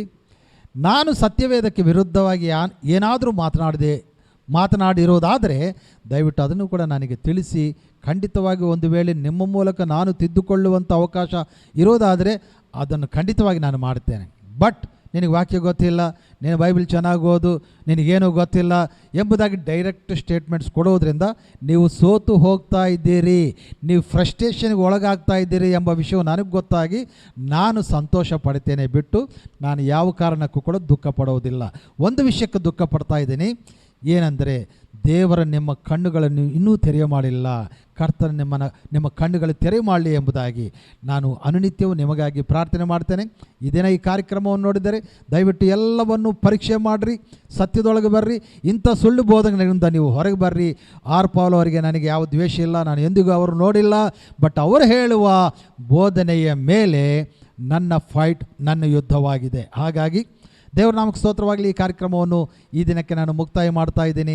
ಚಿಕ್ಕ ಪ್ರಾರ್ಥನೆಯೊಂದಿಗೆ ನಾವು ಈ ಕಾರ್ಯಕ್ರಮವನ್ನು ಮುಕ್ತಾಯ ಮಾಡಿಕೊಳ್ಳೋಣ. ಪ್ರೀತಿ ಸ್ವರೂಪನಾದ ಪರಲೋಕದ ತಂದೆಯೇ, ಸರ್ವಶಕ್ತನಾದ ದೇವರೇ, ನಿನ್ನ ವಾಕ್ಯವು ಸತ್ಯವು, ನಿನ್ನ ವಾಕ್ಯ ಸಾರಾಂಶವು ಸತ್ಯವು. ನಾವು ಹುಡುಕಬೇಕು, ಹುಡುಕರಿ ನಿಮಗೆ ಸಿಗುತ್ತೆ ಎಂಬುದಾಗಿ ಸತ್ಯವೇದದಲ್ಲಿ ಬರೆಯಲ್ಪಟ್ಟಿರುವಂಥ ಮಾತನ್ನು ನಾವು ಹಣಕ್ಕಾಗಿ ಇನ್ನೊಂದಕ್ಕಾಗಿ ನಾವು ಅದನ್ನು ಹುಡುಕದೆ, ಕರ್ತನೆ ಸ್ವಾಮಿ ನಿನ್ನ ವಾಕ್ಯವನ್ನು ಹುಡುಕಿ ಹುಡುಕಿ ಹುಡುಕಿ ಅದರಲ್ಲಿರುವಂಥ ಸತ್ಯ ಸಾರಾಂಶವನ್ನು ನಾವು ತಿಳಿದುಕೊಂಡು ವಾಕ್ಯದ ಪ್ರಕಾರ ನಾವು ಯುದ್ಧಕ್ಕೆ ಸಿದ್ಧ ಆಗುವ ಹಾಗೆ ಕೃಪೆ ಅನುಗ್ರಹಿಸಿರಿ ಎಂಬುದಾಗಿ ಪ್ರಾರ್ಥಿಸುತ್ತೇವೆ. ಹೌದು, ಪ್ರಕಟಣೆ ಗ್ರಂಥ 7 ವರ್ಷದ ಆ ಕಾಲದಲ್ಲಿ ಕರ್ತನೆ ಸಭೆಯು 3.5 ವರ್ಷಗಳ ಪ್ರಾರಂಭದ ಕಾಲ ಇಲ್ಲೇ ಇರುತ್ತೆ. ನಿನಗಾಗಿ ನಾವು ನಂಬಿಕಸ್ಥರಾಗಿ ಜೀವಿಸಬೇಕು. ಅವಶ್ಯಕತೆ ಇರುವುದಾದರೆ ನಿನ್ನಿಂದ ಕಾಪಾಡಲ್ಪಡಬೇಕು. ಒಂದು ವೇಳೆ ಅದಿಲ್ಲಂದರೆ ನಿನಗಾಗಿ ನಾವು ಪ್ರಾಣ ಕೊಡುವುದಕ್ಕಾದರೂ ಸಿದ್ಧವಾಗಿ ಆ ಪರಲೋಕದ ಸಿಂಹಾಸನಗಳನ್ನು ಸ್ವತಂತ್ರ ಮಾಡಿಕೊಳ್ಳುವ ಹಾಗೆ ನಮಗೆ ಕೃಪೆ ಸಹಾಯವು ಅನುಗ್ರಹಿಸಿರಿ. ಅದಕ್ಕಾಗಿ ಮನೋಧೈರ್ಯವನ್ನು ನಮಗೆ ಅನುಗ್ರಹಿಸಿ ನಡೆಸ್ಕೊಡ್ರಿ. ಎಲ್ಲ ಸುಳ್ಳು ಬೋಧನೆಗಳು ಯೇಸುವಿನ ನಾಮದಲ್ಲಿ ಲಯ ಮಾಡಿರಿ. ಕರ್ತನೆ ಸತ್ಯದಲ್ಲಿ ಸಭೆಯು ಸ್ಥಾಪಿತವಾಗುವಂತೆ ನಿನ್ನ ಕೃಪೆ ಸಹಾಯವು ಅನುಗ್ರಹಿಸಿ ಪವಿತ್ರಾತ್ಮನ ಮೂಲಕ ನಮ್ಮನ್ನು ಬಲಪಡಿಸಿ ನಡೆಸಿಕೊಡ್ರಿ ಎಂಬುದಾಗಿ ಎಲ್ಲ ಘನ ಮಾನ ಮಹಿಮೆ ನಿನ್ನೊಬ್ಬನಿಗೆ ಸಲ್ಲಿಸುತ್ತಾ ಯೇಸುವಿನ ಪವಿತ್ರವಾದ ನಾಮದಲ್ಲಿ ಈ ಪ್ರಾರ್ಥನೆ ಬೇಡಿ ಹೊಂದಿಕೊಂಡಿದ್ದೇವೆ ಪರಮ ತಂದೆಯೇ. Amen, amen, amen. Praise Lord. ದೇವರು ನಿಮ್ಮನ್ನು ಆಶೀರ್ವದಿಸಲಿ. ದಯವಿಟ್ಟು ಈ ಸತ್ಯವು ಅನೇಕರಿಗೆ ತಲುಪುವಂತೆ ಈ ಕಾರ್ಯಕ್ರಮಗಳನ್ನು ಧೈರ್ಯವಾಗಿ ಶೇರ್ ಮಾಡಿರಿ. ಅವ್ರೇನು ಅನ್ಕೊಂತಾರೆ, ಇವರೇನು ಅನ್ಕೊಂತಾರೆ ಎಂಬುದಾಗಿ ಹೇಡಿಗಳ ಹಾಗೆ ಇರದೆ ಧೈರ್ಯವಾಗಿ ಕರ್ತನಿಗಾಗಿ ನಿಂತುಕೊಳ್ಳ್ರಿ. ನಾವೆಲ್ಲರೂ ಸೇರಿ ಕರ್ತನ ರಾಜ್ಯವನ್ನು ಸರಿಯಾದ ಕ್ರಮದಲ್ಲಿ ನಿರ್ಮಾಣ ಮಾಡೋಣ. ಯಾಕಂದರೆ ಕರ್ತನ ನಮಗೆ ಅದನ್ನು ಒಪ್ಪಿಸಿಕೊಟ್ಟಿದ್ದಾನೆ. ಅದನ್ನು ನಾವು ಸಂಪೂರ್ತಿಗೊಳಿಸಿ ದೇವರ ರಾಜ್ಯದಲ್ಲಿ ಒಂದು ಅದ್ಭುತವಾದ ಬಹುಮಾನಗಳನ್ನು ಪಡೆದುಕೊಳ್ಳುವುದಕ್ಕೆ ಮುಂದೆ ಸಾಗೋಣ. Praise the Lord. ದೇವರು ನಿಮ್ಮನ್ನೆಲ್ಲರನ್ನು ಕೂಡ ಆಶೀರ್ವದಿಸಲಿ. God bless you. Thank you.